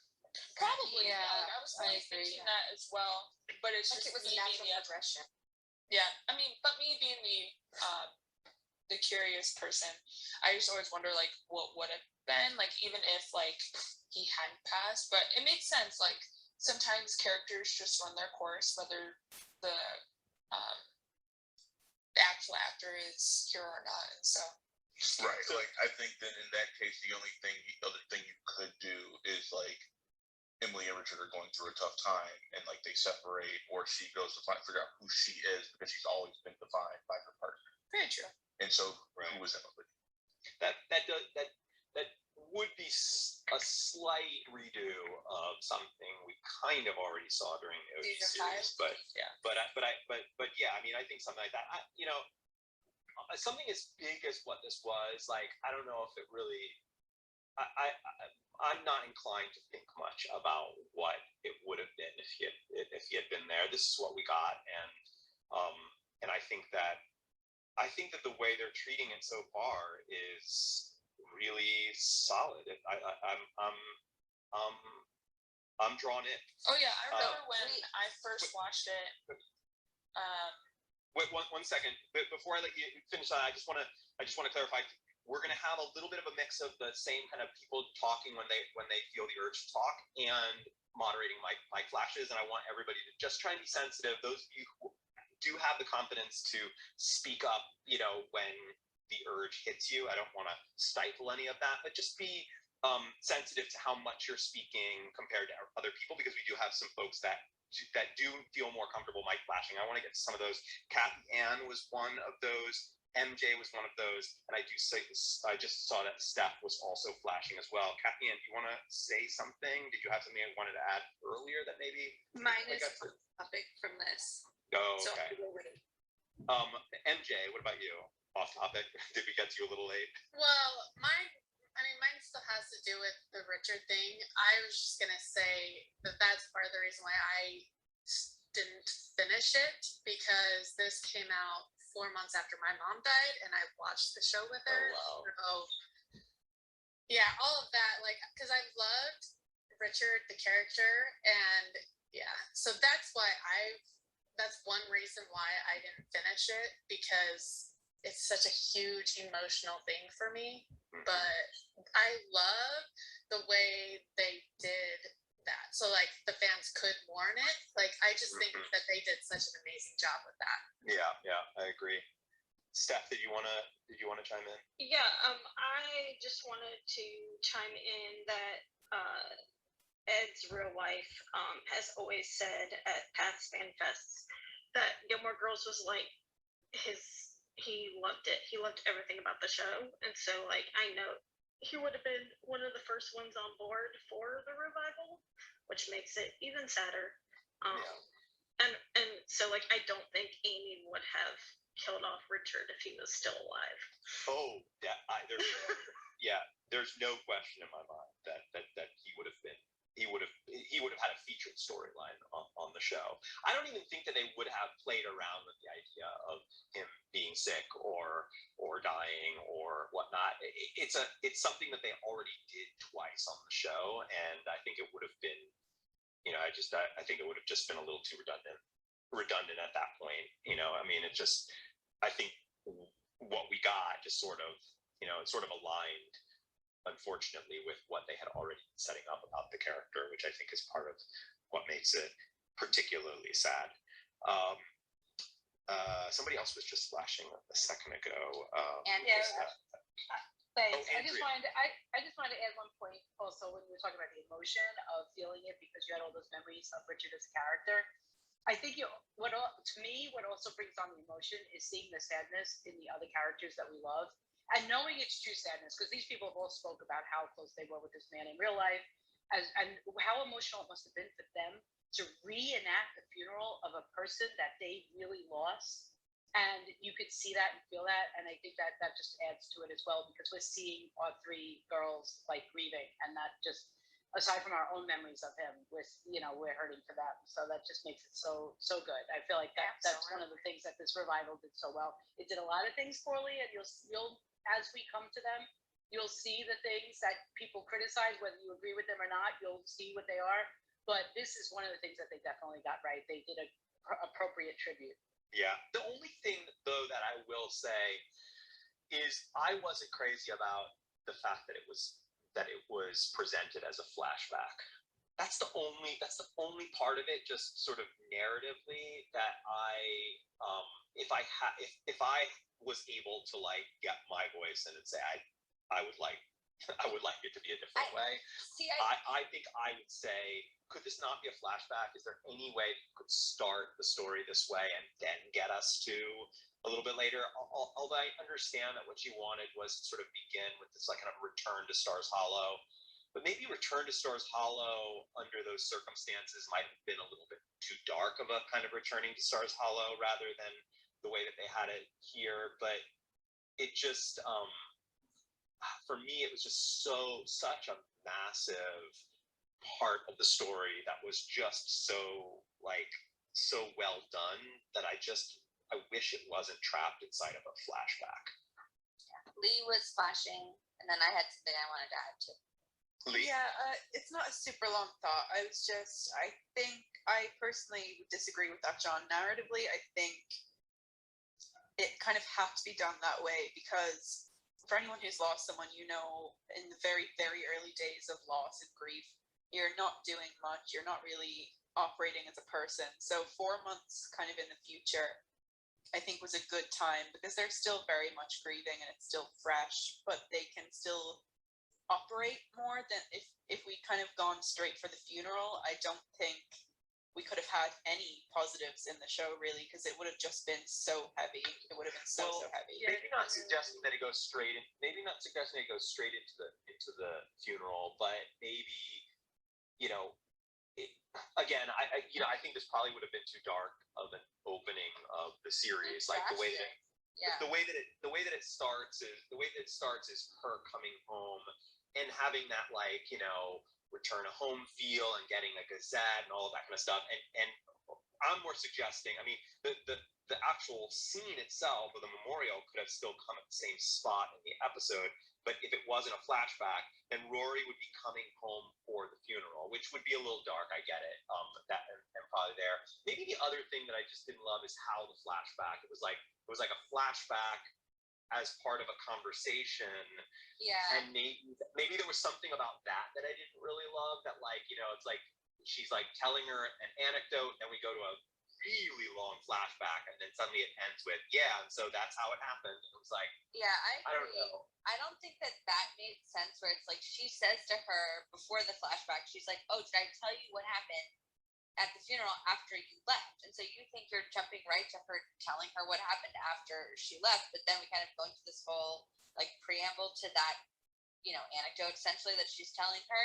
So I think, yeah, that could have been done better, but I agree with Lee that I just don't, I think they were just put in a really tough spot because they wanted to include that and show it. And I think that it was important to show it, but as far as like, where do you place it? How do you make that fit in without, just putting this really somber tone? The somber tone at the beginning. Yeah, you're I right think on it's just that. hard to do. Mandy's flashing. Yeah, I think that I actually agree with you. I don't like that it was put in a flashback. But maybe it's something that may have worked. Maybe not opening up necessarily on the memorial, but like showing it and then doing a 4-month later type of transition, where they put the text on the screen to let you know that it's 4 months have passed since that happened, instead of kind of just sandwiching it in that, like the flashback felt very sandwiched in between scenes, and it kind of didn't fit super well there. So like I agree with you. I think that there was a way to handle it without making the whole thing depressing. Well, like for example, we know that like the dreams, these really difficult dreams that she's been having are related to the stress that she's been having about the loss of her father. And maybe like another option would have been her waking up from another dream and sitting there, like, and then we push in on her and then we go into the flashback. That would suggest, that would first of all suggest that like she's thinking about what we're about to see. It would also match the tone of what we're about to see, because that's the other thing. Like before we see that, the tone is kind of just bubbly, bickery, Emily Gilmore and Lorelai Gilmore at the house scene, going into a really like suddenly sad moment of them driving in the car and wearing all black and all that. That feels like it doesn't align as well with that. And it's also the reason why when we come out of it and we're suddenly like, that's how it happened. It's like, ooh, that suddenly like all of that emotion is kind of like, kind of clashes a bit with that. But maybe that's what they wanted. Maybe they wanted to just like, okay, shake it off, everybody, shake it off. Like we got more Gilmore to watch.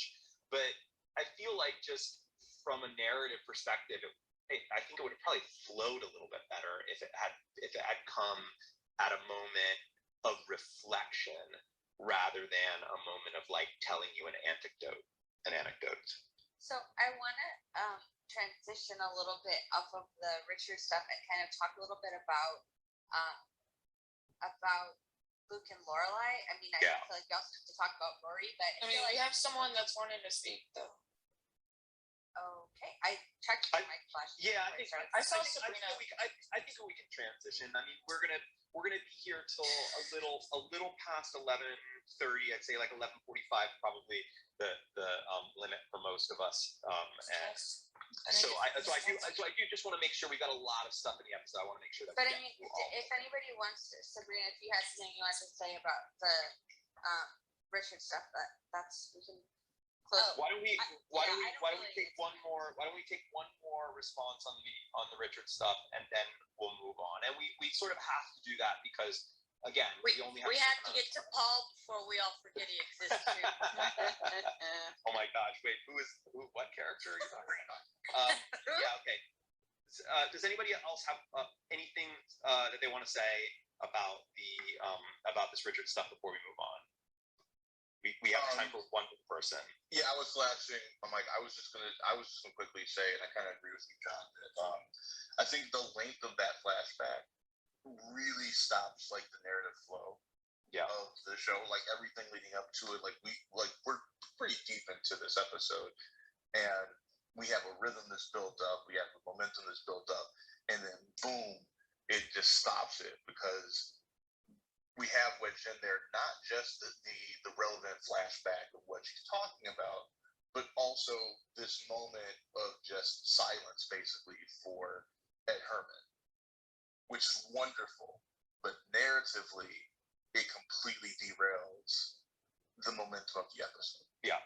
So like if that was split into two different things and that was somewhere else, it probably would have been less jarring because the length of it. It's like the flashback in Crouching Tiger, Hidden Dragon, which is like its own movie. Right, It's right, like right. this is a completely different film that I'm watching this flashback. So that's all I want to say. Yeah, it could have been cool if they had actually broken up that entire flashback into pieces and they had sprinkled it throughout the episode and they had actually built up to the most emotional part of that 100%. flashback.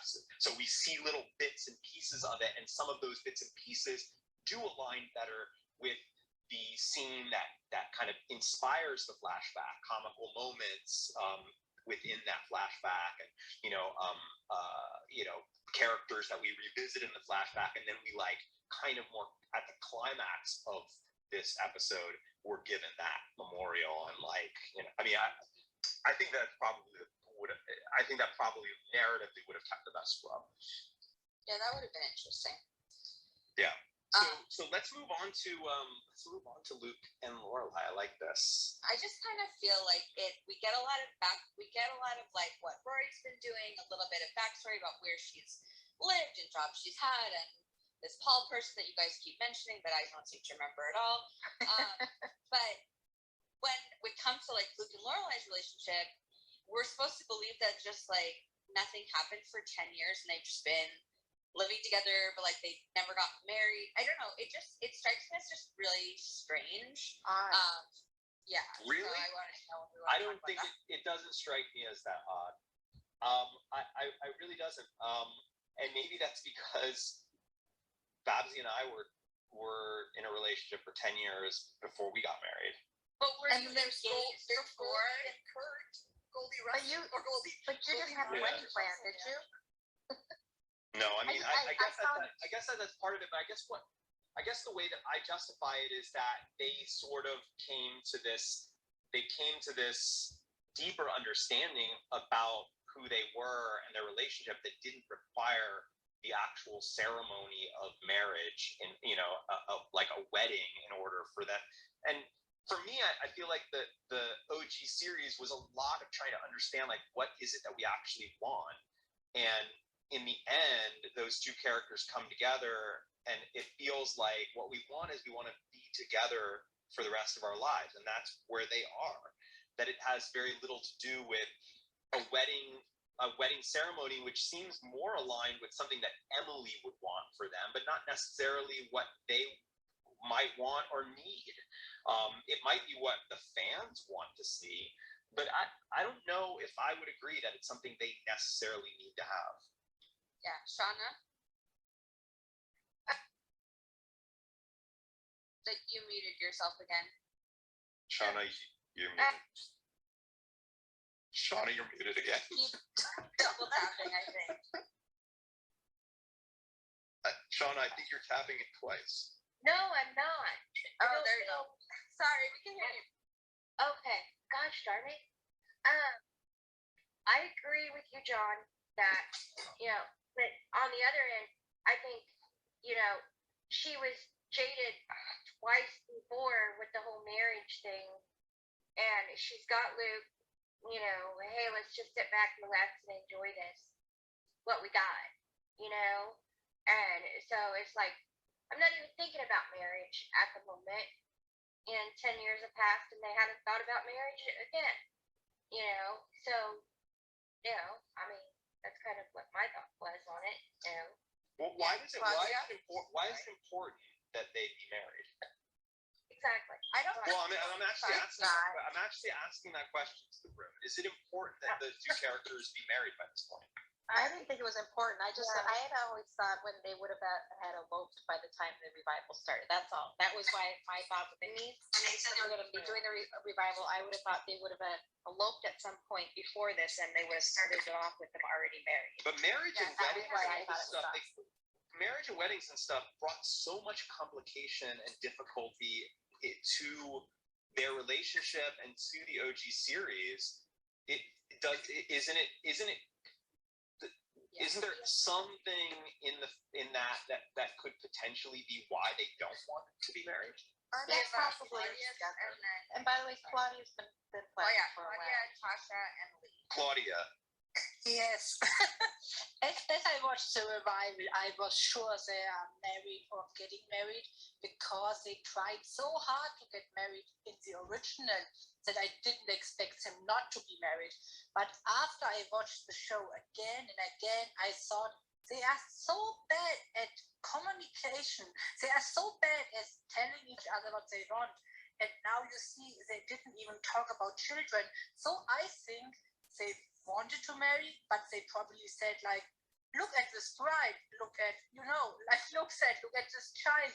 So I think they are just so bad talking about it that they didn't manage to do it. And that's kind of sad for me. And it shows how bad the relationship is. I feel the more I watch it, the more I hate them together. Wow. Okay, so to kind of go off of that, I mean, we all know that I've never been a big Luke and Lorelai fan because, as Claudia said, they're horrible at communication. However, whoever they try to go out, I don't know why, but I didn't know that. You're like, you said we all know, but I feel like I'm actually learning that about you for the first time here. I made it known when we were talking about like who Lorelai should have ended with in the series, and I've always been a big Alex fan. But I'm glad you know. Oh, that's true. That's true. You have been. But yeah, like they're horrible at communication, yes. But when they try to date other people, it never seems to work, and they always seem to come back to each other. And so I feel like they're not right for each other per se, but they're also not right for anybody else in the series, except for my thought about Alex. But I think like with the whole not getting married, I think like, I mean, if I was with someone for 10 years, I would want to be married. Like, that's just me. But I think like I think you said it, John, about like, it's not like Connecticut's not like a Commonwealth married something or other state. But I think like also it's sometimes you see couples who have been together for like 30 some odd years, and some are not married. Like, I have a favorite YouTuber, and their parents just got married like 5 years ago, and they have 2 children. And so it's like, it's not necessarily that they need to be married. I think they just need to have 10 years in a better form of communication than just trying to feel out what the other person is thinking. And I think that's still what they're lacking. And I think they even need to go to therapy. But that's just my feeling. I just want to clarify. I didn't think they needed to be married. I just thought they would be. Now, I'm not married, and I've been with my partner, who I just refer to as my husband all the time, for more than 10 years. And it's not that I think people need to be married. I always thought the characters would have just eventually eloped. Oh no, I wasn't like that's I'm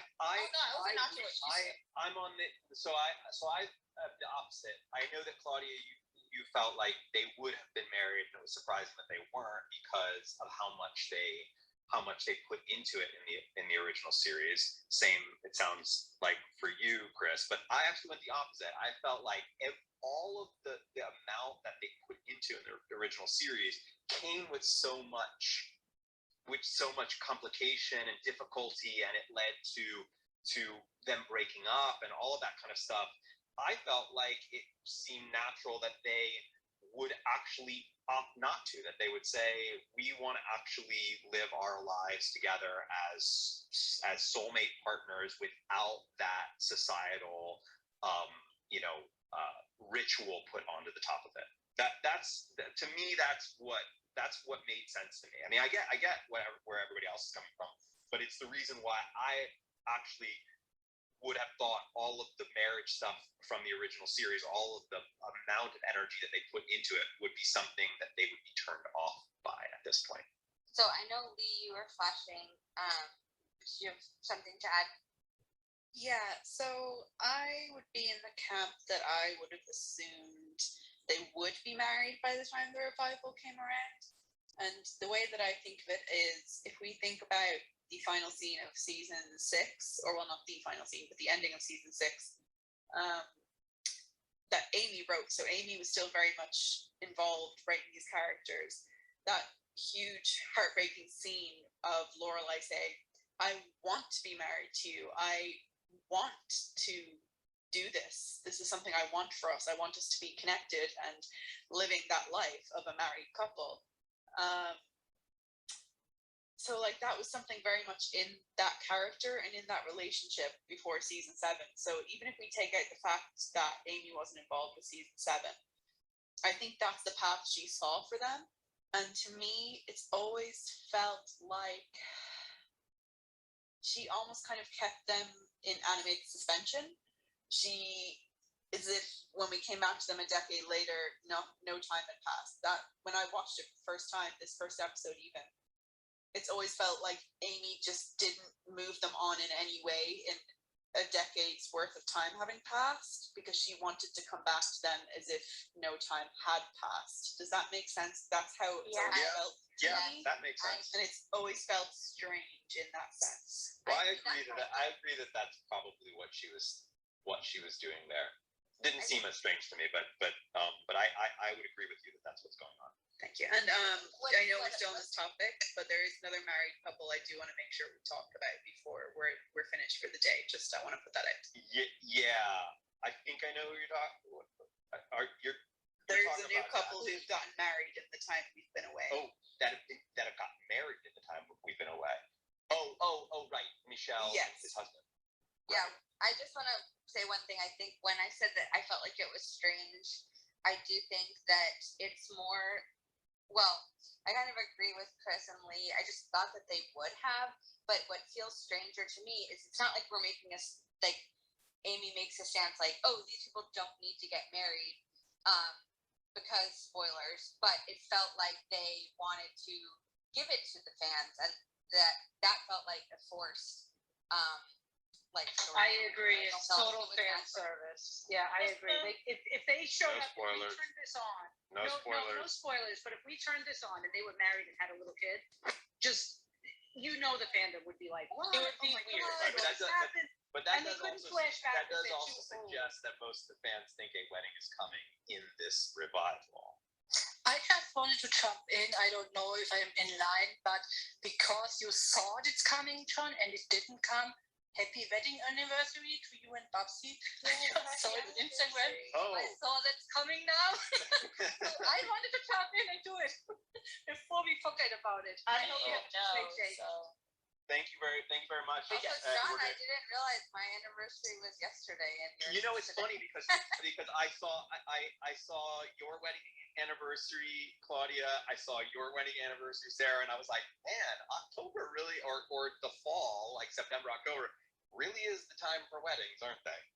It is. Our wedding photographer said that September is the best month to get wedding photos done because it's mostly sunny and it's not too hot. So it's the best month to get married. And it's nearly October, so it's probably the same. So October for me would be best to take pictures just because it's a study group. Thank you, I got married Claudia. in September. Can I jump in really quick? Yeah. Just Yes, please. I watched this later than everyone else. I didn't see it when it first came out.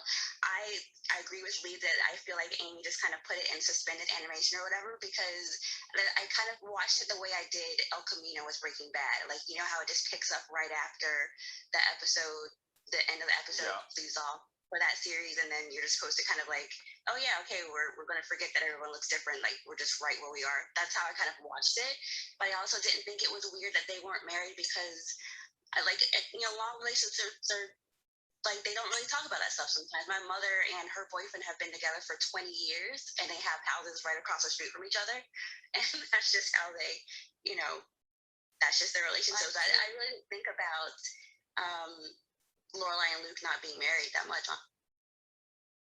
I didn't think about that either, and I thought maybe they were just waiting for Rory to be home, because there was always a big deal for Rory to be around for the wedding, because she didn't want to get married without Rory, and then that whole thing, and then April showed up, and then they didn't get married, but there was always a big push for Rory to be there.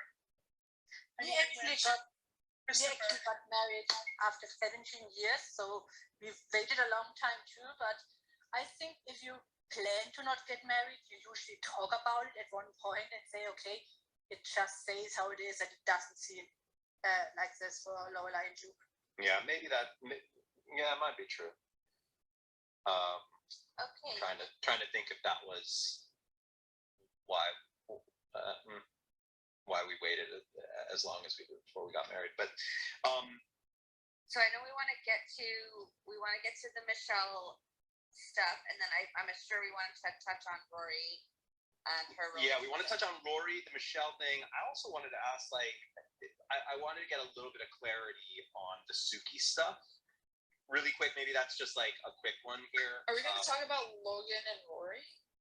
Yeah. When we get to Rory, I'm sure we're going to talk about all of that stuff.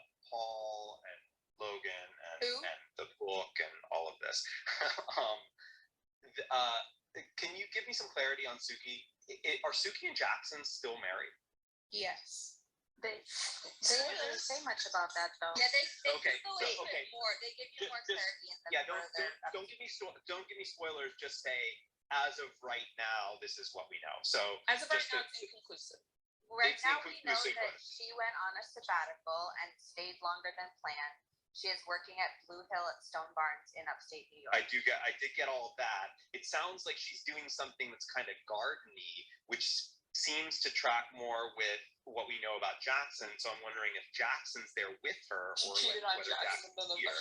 And then, of course, I know that the reason why Melissa's not in the series is because, you know, Melissa's just a big star, and the complications of getting her with scheduling and all that kind of stuff. But I know that Jackson is not, and I can't remember if Jackson's in the series or not, because I don't remember if I just don't remember that from, like, as a, you know, just as an actor behind the scenes. I'm supposed to believe that he's with her, but I don't know if that ever gets clarified, because obviously they're not living in their house. Like, that Lane, Lane and her family are living in Suki's house, and I think we know that that's Suki's house. I don't. Oh, really? Like, it because definitely looks like it.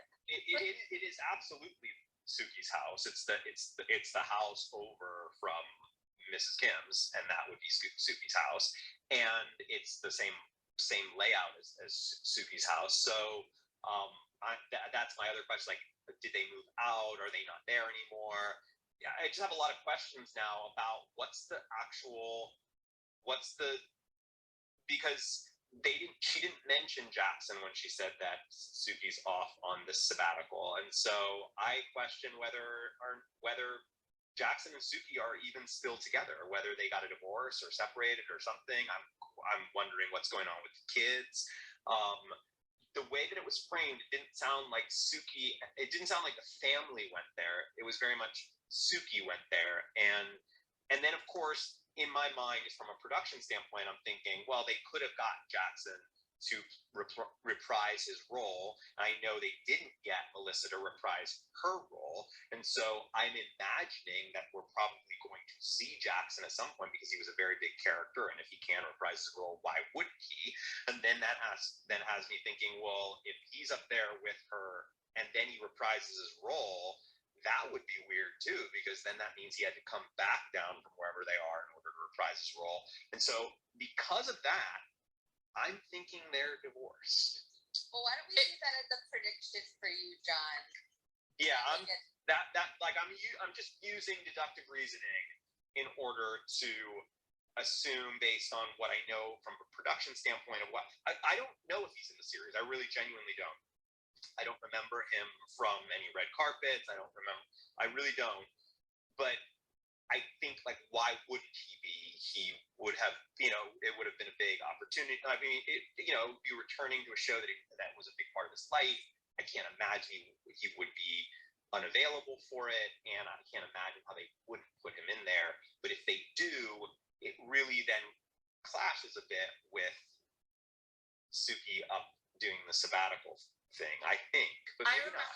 I remember when I first watched, like, going into, like, the revival, because it was so hyped up and so talked about, and when they first dropped, like, the Lauren and Alexis talking about it, I was like, okay, how are they going to do this? How are people going to be introduced? Like, is it just going to be like, we're just going to drop in on the life, like, after Rory went off to do the campaign trail and stuff like that?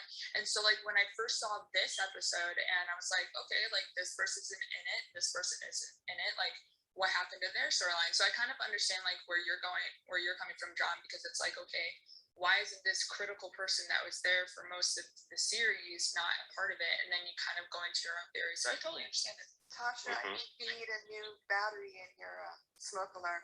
I know. We don't have any. I told my roommate about it. We're working on it. Don't forget to harvest, y'all. Harvest, everyone. Harvest. So, so that was just, we don't have to linger on that. That was just a quick little, and I'm sure I'll get more clarity on that as the revival continues. Let's chat really quickly about Michelle and Frederick. Hello. Finally, Michelle has some. We have some life. home story about Michelle now, John. We have some actual. Yes. Hey, he has a life. He does. Yeah, it's interesting. It's interesting, but like, you know, I mean, like it's not surprising. Like that's a decade later, our world is different, you know, and it's different for writers and Yeah, I think something that I really appreciated when it came out, I actually, I believe I tweeted at Yannick about Michelle being bisexual, because to me that was very important. Because if you remember, Michelle was a very big ladies' man. He wasn't like just a nun. He was very much involved in dating, and I was very intrigued by the fact that they just. Yeah, I don't remember that at all. Remind He had a crush on Lindsay. And anytime we heard him talking about going out on dates, he was like talking down the phone to women, and it was mostly in early seasons. I'm not sure we saw so much of that in the later seasons, but in the early seasons, he definitely, like, he went on dates with women. He was like talking about them very, very romantically. You had to really look for it, though. I must have blacked Yeah, out. I don't remember that. Yeah. But he likes Celine Dion. Wait, hold on a second. Lindsay, who he had a crush on Lindsay. Who's Lindsay? Dean's wife. Why? Wait. You're joking. Who? I don't think he so much had a crush as he was very. Lindsay Dean's wife. Yeah. Yes. He really did forget. He was obsessed with the fact that the pretty person like Dean got with a pretty person like Lindsay. I don't know. I've watched the whole series dozens of times, and I've never seen him as being anything bisexual. I've always seen him as gay. I didn't think. Wait. So you think he had a crush on Lindsay because he was referring to pretty people getting together? Because he flirted with her. I see exactly. I see what she's saying. I got the same impression that he had a crush on Lindsay. I must be on crack because I did not at Suki's or at Lorelai's bachelorette party where he says he likes to shake it, and the ladies, they really love it too. There were lots of times when he like referenced. I just raised my hand because I don't believe he had a crush on Lindsay, but if we do recall back to season 1, and I can't remember which episode of season 1 it is, but it's when the whole town is decorating for like that one festival in the winter, and Lorelai is like not getting any, and you know everybody's kind of like being in love and like you know all that. Michelle is talking with a woman on the phone in the inn, like at the Independence Inn. So I think that was an indicator that I think that's definitely a big indicator that he was a ladies' man. But I don't think he had a crush on Lindsay or anything. I'd have to watch that Lindsay moment again in order for me to actually to put my opinion in, because I really can't remember anything that felt like he had a crush on her. I do vaguely remember him talking about pretty people, but I thought that could be equally about how he felt about Dean as he felt about Lindsay. But I don't remember it, so I don't really want to talk too much on it because I just can't really. I mean, you guys can talk on it, but I wouldn't really be able to honestly give my feedback since I just don't remember it. And I also don't remember some of that flirting stuff. Yeah, I think some people are remembering that scene out of context. I don't think they remember it. No, when Lindsay walks in when she's standing there like with Dean, like Michelle very clearly stands next to her and puts his little hip out and goes, "Hey, Hello, Lindsay." Lindsay. Yeah. No, I've seen this a million times.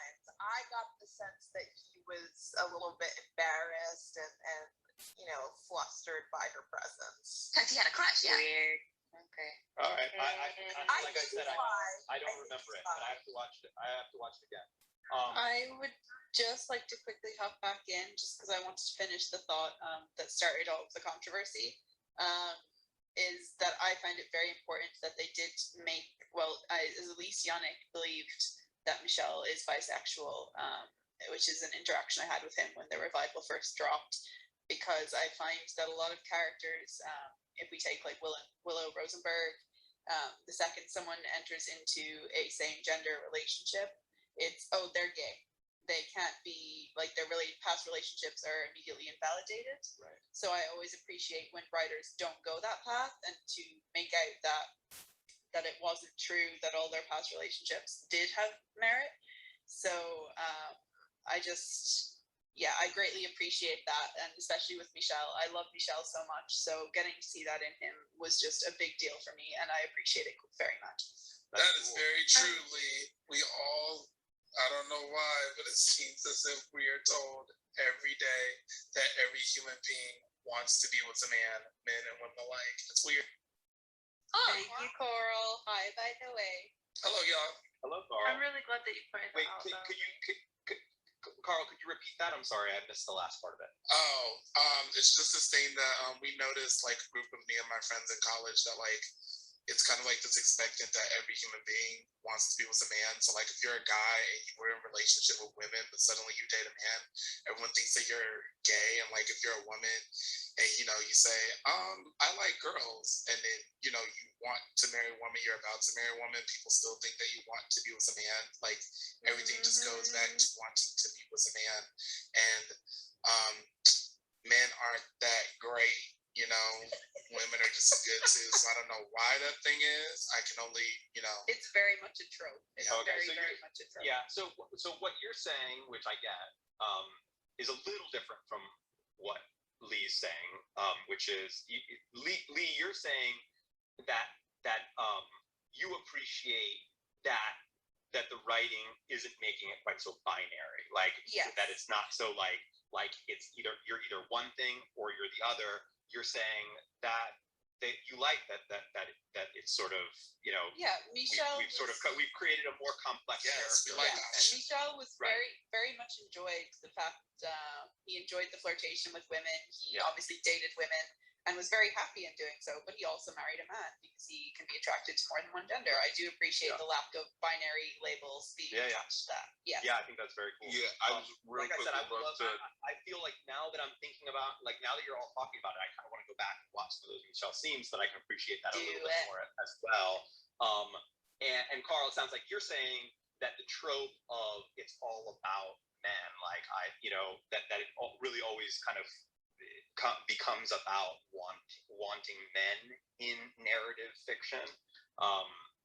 That, while a little different from what Lee's saying, also is really interesting and makes a lot of sense.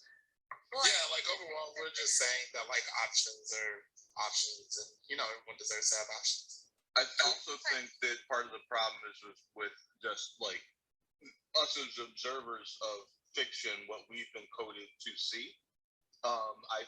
Like when I was first watching Gilmore Girls as it was airing, and I was not nearly the person I am now, I looked at Michelle and said, "Oh, that dude's gay," right? And then I realized that like that was my projection on that character more than who the character was. And now, like because we're seeing the diversification of the spectrum of sexuality on television right now we see people as who they say they are rather than like who we want them to be or who we expect them to be. Like David on Schitt's Creek, for example, right? If I watched him in the 90s, I would have just assumed that character was gay, but that character is pink, right? So like, Schitt's Creek is. He doesn't want to be spoiled, man. Oh, yeah, okay. Schitt's Creek is on our official slate which, by the way, if you all don't know, Remarcus now has an official slate. If you go to blog.remarcus.com, our newest blog post breaks down all of the shows that are going to be on our official slate, which is going to take us until the beginning of March next year. We've got Firefly, we've got Buffy, we've got Mrs. Maisel, and we have Schitt's Creek. It's our big comedy thing, and I know nothing about that show, so I don't want to be spoiled. I'm too long don't read. Like, I think it's a lot of a part of it is also our expectations on characters. Can I touch on I this agree. real quick? Yes. Okay, so I think like just with how TV has grown in the last, well, from the time that Gilmore Girls started, which was 2000, and like when the revival aired, which was 16 years after, I think it's like it was very interesting to see how TV grew and kind of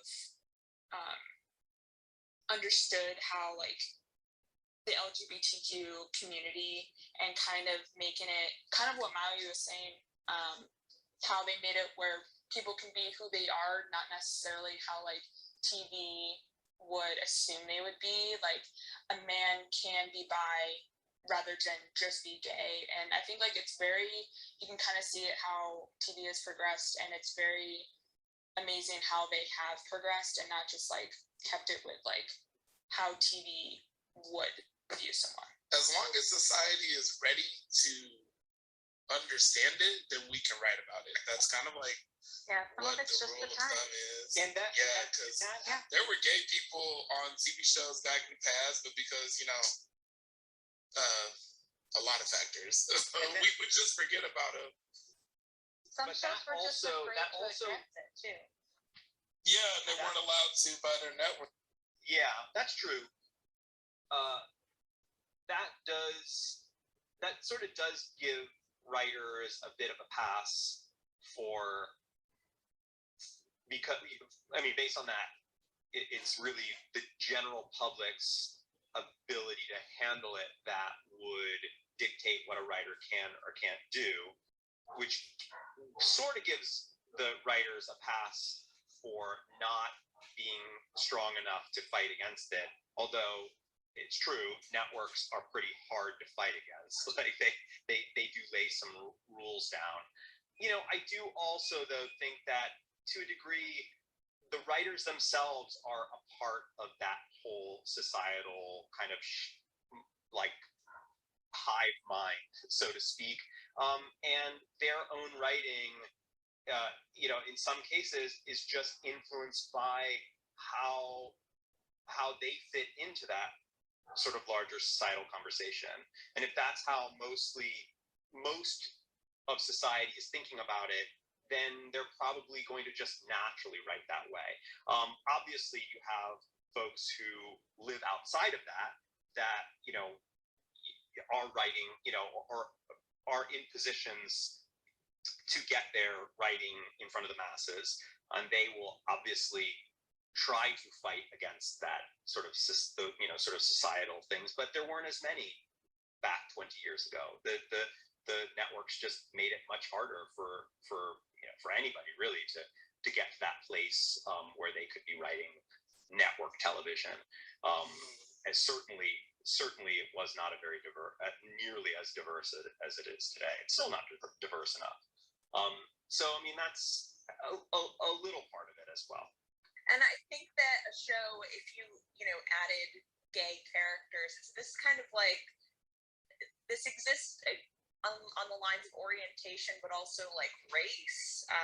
It used to be that if you added like a gay character or multiple like people of color to a show in a certain way, it would be like, if you had more than 3 Black characters, it would be a Black show, or if you had gay characters, it would be a gay show. And I think that is happening less and less over time. Like, it's not, I don't love how this used to happen with like the networks. Like, shows would be pigeonholed, Yeah, it was really weird. Consider how much like also gay jokes were a part of past writing. Even this show. Yeah, even this show, and it doesn't happen anymore. Partly because it's not considered funny anymore, right? Because it's just like, why is that? That's not really a funny joke, But back then, the perception was that it was funny, even from the standpoint of the writers themselves, and that's that's a big part of just how society changes, and how the writers are, again, they're human beings, so they're also a part of society. So they're part of that larger, unless you're somebody who is pushing against specific societal norms. And there were just not a lot of people like that writing at that level of television 20 years ago. Now there are much more. Yeah, like they now have the access and the ability to actually put their stories out there because and that's by the way partly because of how many new outlets there are.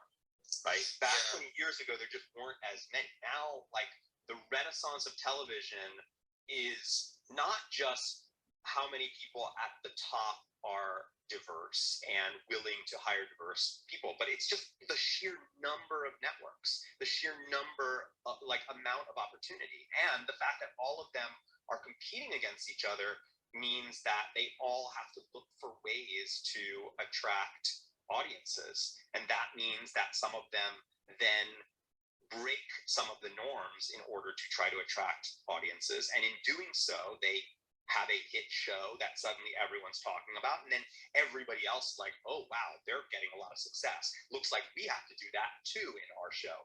And then the actual industry starts to shift its taste for what a quality piece of narrative is. Yeah, I think speaking to that point, a lot of things you touched on, but especially the form of digital media, things being strictly digital, strictly on the internet, and especially with Netflix and their shows being available worldwide, there is so much more opportunity for diverse casts and characters to be celebrated. It's not limiting to one country who has this channel on their plan for their TV. It's anyone in the world can watch this and celebrate it and be loud about being excited for these diverse stories. And it makes it so much easier to make more room for even more stories of more people with more backgrounds. And it's just so nice to see this kind of renaissance of inclusion rather than exclusion. Yeah, because it was really weird. That exclusion was real weird back in the day. I mean, it was just strange. Yeah, I mean, personally, my biggest offense in the world is Angel on Buffy and his Irish accent. So, I just... Oh my God, my biggest offense was I just got through talking about the fact that Buffy is on our slate and we don't want spoilers. I don't know about that. I'm sorry. Please stop it. I'm so sorry. So basically, I can spoil all the shows that I've watched because I know that none of those are on that slate. Like, no, they might I'm not sorry. be. We talked about that before, so I'm Wait a sorry. second, I didn't consider it a spoiler. I'm sorry. But Carl, by the way, You're good. By the way, Drag Race is on there, and we are watching Paris is Burning. I don't watch Drag Race. Oh, but you didn't you actually recommend that we start? I recommended Paris is Burning. I'm not gonna ruin that. That was just a movie that my brother showed my family. I was talking about shows that I've watched, like Neon Genesis Evangelion. Nobody has that on the slate. I can ruin that for all of y'all right now. But don't ruin that for people. What if people want to watch that show? No, I think you have to be like really depressed to like watch it and like it. I do not recommend. The chaotic evil is John, she didn't ruin the show for you though by just talking about Angel's accent. It doesn't ruin anything, honestly. No. Hey John, I got a question. Since you're here and I don't go on Discord because I don't always have the time to just sit on Discord all day long. How is the holiday season gonna work with films and stuff like that? Just like a let me get to that in our big town hall meeting that's coming. I know some of you can't attend and will miss out on some important information about. When is that? Have we we're still finding a time. But I just want to. I guess what I'm saying is we've got Rory that we still need to talk about. It's like, are we done with this episode? Yeah, and I actually have to leave here pretty soon, so I don't want us to not get to that. There are lots of like Remarcus community stuff that I know people want answers to. We're gonna get to it in the town hall meeting, and if for whatever reason you can't be there, you can get the information from other people who are. Let's move to Rory. Let's move to Paul. Who's Paul? I don't know. Who's Paul that? Anka? I'm so ready for Nobody this. knows. Because this is my least favorite. It's All my right, least Mally's favorite thing in all of it. thoughtful person that remembers things that he gets. He's the love of Rory's life. It seems a bit like a little. There are a lot of problems with it, like from a narrative perspective. But just my initial instinct is like it seems sort of stapled on. Like it does. Like I don't really like after 7 seasons of seeing the type of people that Rory is in relationships with and how discriminating she is, how like picky she is with who she gets into. It just struck me like right off the bat as like, that's kind of a little odd. I mean, that guy seems even more Marty than Marty. It's really my least favorite storyline because of the way she kind of treats him. I feel Rory's not always like been the best person. She can be kind of harsh to people and stuff at times through the series, but I feel like this is just out of character. I don't feel like she would treat a guy she supposedly is dating the way she treats this Paul character, and I really just don't enjoy the storyline. It's that. Yeah, it seems like it feels like it's mostly a joke. Which, by the way, some of it is funny, like like little moments like forgetting that he's in the bathroom and coming back in. I mean, that joke has some funny moments, but it's a kind of a long joke. Yeah. That I'm wondering how long is that gonna? Are we gonna be getting that joke the entire revival? Maui. Okay. So that storyline breaks Rory for me. Like I just don't like it so much. Like I hate everything about it. I hate how she treats Batman. I hate that she is with Logan. Part of that might be also because I hate Logan. But I just do not like the person that she has grown into. Where we see her at in this episode is really, really disappointing. To see how she is treating people around her, and it's not. It doesn't even feel like it is being done in a way that has weight or consequence. It's being played for laughs, and it's really upsetting to me that it's handled so frivolously. Yeah, that the whole fact that she's treating him like that also just doesn't really make a whole lot of sense to me. It's like, again, I get the joke and how it sets up for like some funny moments here and there, but I just don't like. Is that real? Do people really do that, where they are in a relationship with somebody that they like can't even really remember them and they don't break up with And it's funny, but also it's insane. Like no one forgets that the person is there 5 seconds after they walk out of the room. Yeah, and also that she can have that kind of snarky conversation, or that her mom and Luke can have that kind of snarky conversation about that fact in front of her. She has no problem with it, and still not breaking up with him. It's just there's something about it that just seems a little, just frankly hard to buy. Yeah, and to kind of double down on something that Maui said in the terms of how it leaves a very bad taste in your mouth about Rory's character. To go from one of the last really big plots we had about Rory was her being cheated on by Logan, and how upset she was and how completely baffled she was about how he could do that, and the idea of cheating just so didn't align with her morals.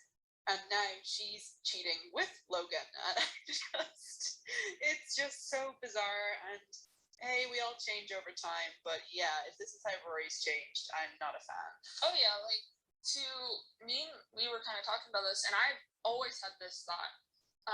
The fact that like she's very That's why I shouted idiot. Well, mostly both at Logan and Rory, but mostly at Rory because like she's the type of person, and we've always known this about her, that she's a relationship girl and she puts her whole self into it. And that's why when she gets her heart broken, it's so hard to watch because she puts her whole heart into it. And now to see her kind of being flighty and kind of being, I mean, it's a joke, but at the She same was with time, a married guy. I mean, I don't think she's changed that much. Remember? well, yeah, but at the same time, it's like at the end of the series where we left her, she was so upset that like it was really all or nothing, and now she's in a relationship with a guy for 2 years now that she hardly remembers, and she says like, oh, I'm gonna break up with him, yet she doesn't find the time to, yet it doesn't seem that she's so busy to break up with him. And it's very out of character for Rory. And I think that's why like me and like some of my friends and like some fans might have been disappointed in Rory's, like, it's been 10 years and like you can't just like break up with someone. You're 32 years old. It's like, I don't know, I just didn't like Rory in this whole revival. The Paul stuff is weird. Like, I'll give that. Like, the Paul stuff is weird just because, not just Rory, I just think that it's weird for anybody. Like, if anybody in that, there was just a variety of things that seemed like, I don't believe like there are any people in this world that would do that. It felt more like it was in service of the joke. But Rory and Logan, while I certainly don't love that part about Rory, and disappointed in Rory that she's sort of engaged in that, and while she's in a relationship, I actually don't think that it's that out of character for Rory. I don't think that like in these 10 years that she's changed all that much, and it is because I already saw her get into a relationship with a married man, and I've already seen Rory kind of doing things that are not like that admirable. I remember that, but I also understand that like all of these characters have flaws, and that's what makes them interesting humans. I less have issue with this part about her and Logan. I'm way more curious to find out how it plays out. It's drama, it's conflict, it's inner human conflict. Like it's like it's the character against themselves, and I like that kind of fiction. And I have more problems with something that just doesn't really make any sense, which is the whole idea that you would be in a relationship with a guy that you can't remember 5 seconds later. Like that part doesn't feel particularly realistic and human, and that's more what I'm not into. But the Logan stuff, I'm fully invested in finding out what's going on here and why she's at this place in her life and why she is still that. I do feel like that this is part of who Rory is, whether we want to believe that or not. So yeah. How do you feel about the ghostwriting, John? Okay. Wait. Well, I want to let Kathy answer. Sorry. I just want to point out that when Rory's phone went off and Logan picked it up to read it, and she was like, she brought up the Vegas agreement. He didn't look happy about it. He looked like that's not what he wanted. And I really think that it's all on Rory that made the Vegas agreement, and it wasn't on him. Well, I don't know. I think I need to see a little more in order to. I think from the look on his face when he looked at her phone and then looked at her, I think that he's just kind of taking what he can from her.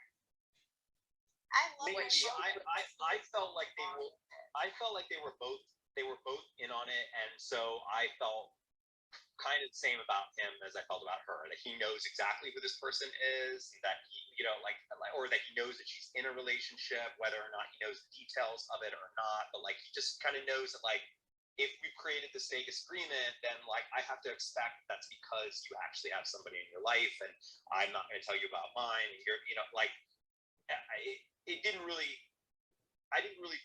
feel like either of the two of them get out of that. Like, it's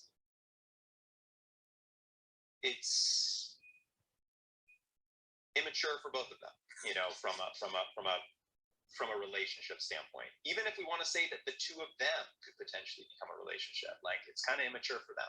I think my last thought. I do agree with. I feel like Logan's not into the Vegas relationship as much as Rory wants it to be a Vegas relationship. Maybe so. That's what I need to see a little more of before I can fully be on board with that. I need to because I'm not sure that just from a little glance I can 100% go there with you on that. But I see where you're coming from. My last thought on the whole like forgetting about someone, like obviously yes, that is not realistic unless you literally have that really bad memory. I think the most realistic part is the fact that she can't find time to break up with Paul. And I mean, I've never been in this situation, but I've seen other people in that situation where you're in a relationship and you can't really find like the words, or you're stalling on breaking up with someone. So I think that's the most realistic part about their relationship. But it's been like 2 years. Yeah, that's the part. And he's come over a bunch of times. He knows the family. That's the part about that's a little weird. But here's the thing, though. This show definitely there's no shortage of weird, quirky, unbelievable moments that have been created strictly for a really funny laugh. Like that's all over the series. It's actually one of the charming I think it's one of the charming aspects of the series. My problem with it is that they've done it here in regards to a relationship, which has been, like when it's about a town loner, like going up to like to protest some weird thing that you don't really know about. That, as goofy and unbelievable as it is part of the charm of Stars Hollow and what makes Stars Hollow like this unique place. But when they do it with relationships, which are a little bit more of the grounded side of this show, that's the part that then starts to make all of the other, then you start thinking about her other relationships, and you start thinking about like Marty and like the similarities between this new guy, at least I am, like, and Marty, why is she with him, this guy now, but wasn't with Marty, and like it makes it a little harder to believe that part of it. You still mourning over Marty and his bad boyfriend behavior? Yeah. Somebody just asked a question about what I thought of something. Yeah, I was saying, how do you feel about where she is career-wise? Like she's writing. Oh, right.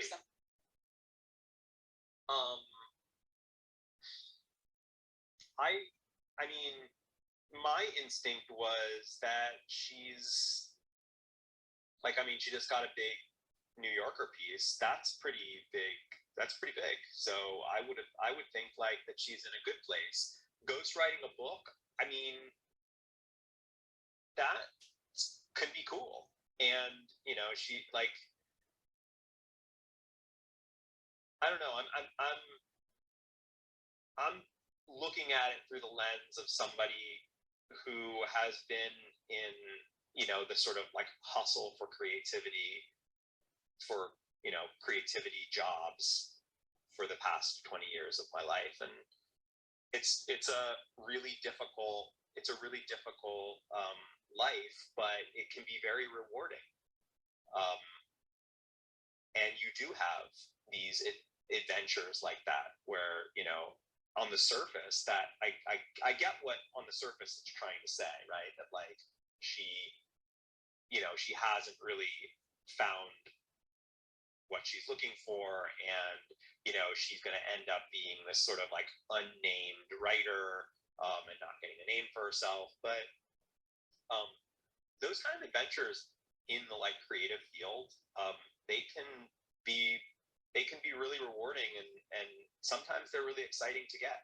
I was gonna say, can we take it back to, I remember when you guys were talking about whether or not she gave up an opportunity when she turned down that job at that one paper that was close to home, versus when she now took that job to go on the campaign trail with Obama for the online paper. Do you think that she's at her point in the career right now that she's at because she went on the online or the bus thing with the online paper? Did she actually Yes. take a job with anybody I do. in particular? Yes, I do think so. I do think so because I think that like the path she chose was a path that is much more. It's much riskier. It's much more unconventional, and so she's setting herself up for a life of much more. She's setting herself up for a much more unconventional career, one that is ebbing and flowing and changing and whatnot, and that is a kind of life. That's a kind of career style. And I don't think that it's any better or worse than we were talking about that. I remember. I don't know if MJ is still here, but if I remember, she was talking about how disappointed she was that she didn't take that, and I think that would have potentially led to a much more stable career that was more linear and focused, but that's its own thing, and I mean it has its own joys, but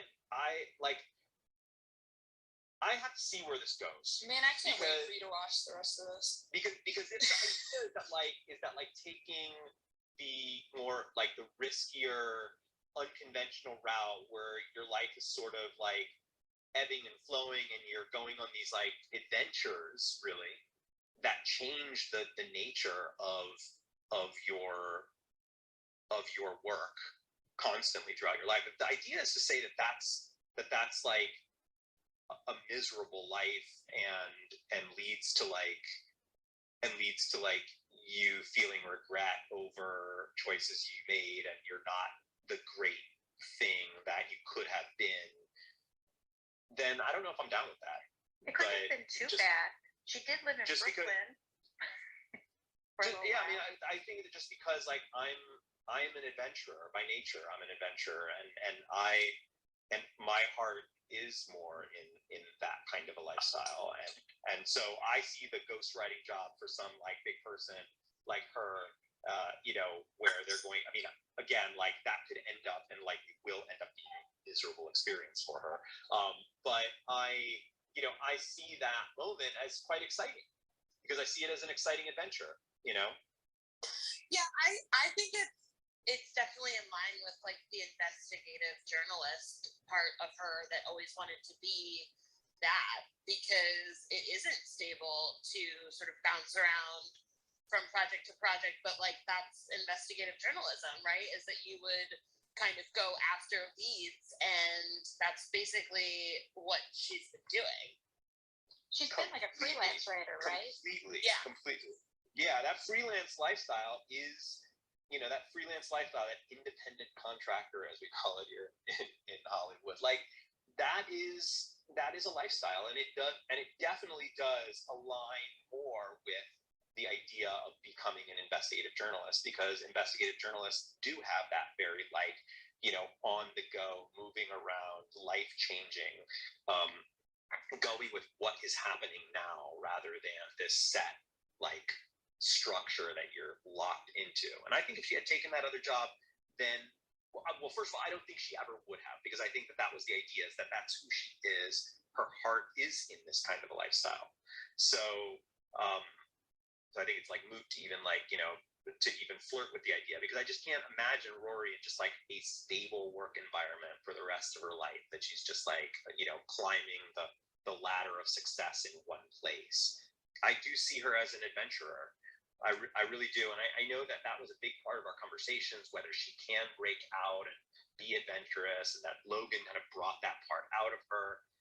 But that's been a part of her dream since she was a little girl. So whether or not she had the capacity to really be that adventurous through the series and needed people like Logan and Jess to sort of challenge her in that way, it was a part of her dream. So that means that it is a part of her. It is a part of what she wants. And so as of right now, I see her as sort of successful in that regard. But I need to see more in order to really fully tell you whether or not I think that she's found success or whether she's digressed. I agree. At this point, I thought she seemed successful as well, because I just imagined that she went on the campaign trail, she wrote the articles for that online magazine, I don't know if she got hired by any online magazine, but I just imagine she was freelance writing throughout because she talks about traveling a lot and that she had her little place in Brooklyn that she gave up because she was never there. So that just means she must have been doing stuff all over the place. But yeah, so it's because I just kind of was wondering what, if you thought that's why she ended up there was because we had talked a lot about that one job opportunity she gave up after that episode. So I was just kind of curious if that's where you were thinking maybe that's where it went from. But not that the Paladinos necessarily wrote that particular part of the thing, but it would make sense that they kind of wanted her to be out there trying to freelance and do things because that's what they always had her character talking about being like early on. As of right now, and I'll end on this because I do have to get running. I would say right now, I am pleased with what I've seen so far. It's fun to see all of these characters again. I have to imagine it was just a joy if you have been waiting for 10 years to see them all again. I have two points of criticism. I have, as I mentioned, a problem with the way that the flashback was treated narratively. I don't think that it flowed as well, even though I loved that moment itself. And this thing with Paul. Those are the only two areas of this that I'm, that sort of aren't really jiving with, don't really jive with me that well, but they're actually small in comparison to how I feel about the episode on a whole. On a whole, I'm really interested to see where this goes. I'm interested to see what's going to happen here with Lorelai and Luke and their, this whole idea that they may want to have a kid. I have to imagine that's going to continue to rear its head. This whole thing about marriage and that being sort of put into Lorelai's face by Emily, whether that's going to lead to, more questioning about them and their relationship. And so I guess what I'm saying is I like this so far. I like the revival after the first episode of it. Let's see where it goes from here. Yeah, and can we save, not now, but for later to remember to talk about Paris later? Oh, yes, for sure. And I'm sure we're going to get more Paris. All right, everybody. This was awesome, and it was such a nice return to Stars Hollow, but also just a return to this, to these watches and hanging out with you and chatting about all of this. We'll be back tomorrow. What's up? Tomorrow's spring, yeah. Tomorrow is spring. Tomorrow, the yellow daisies bloom. We're starting again at 9. We're starting again at 9 a.m. Pacific time. That's you can do the time zone math yourselves. But I'm looking forward to it and hope to see all of you again tomorrow. And then Summer Fall is 17th and 16th and 17th, yeah. Yeah, and we're going to take a weekend. We're going to take a week off to allow our Canadian family to celebrate their Thanksgiving, and then we'll be back the week after or the two after that. Until tomorrow, I'm on Discord.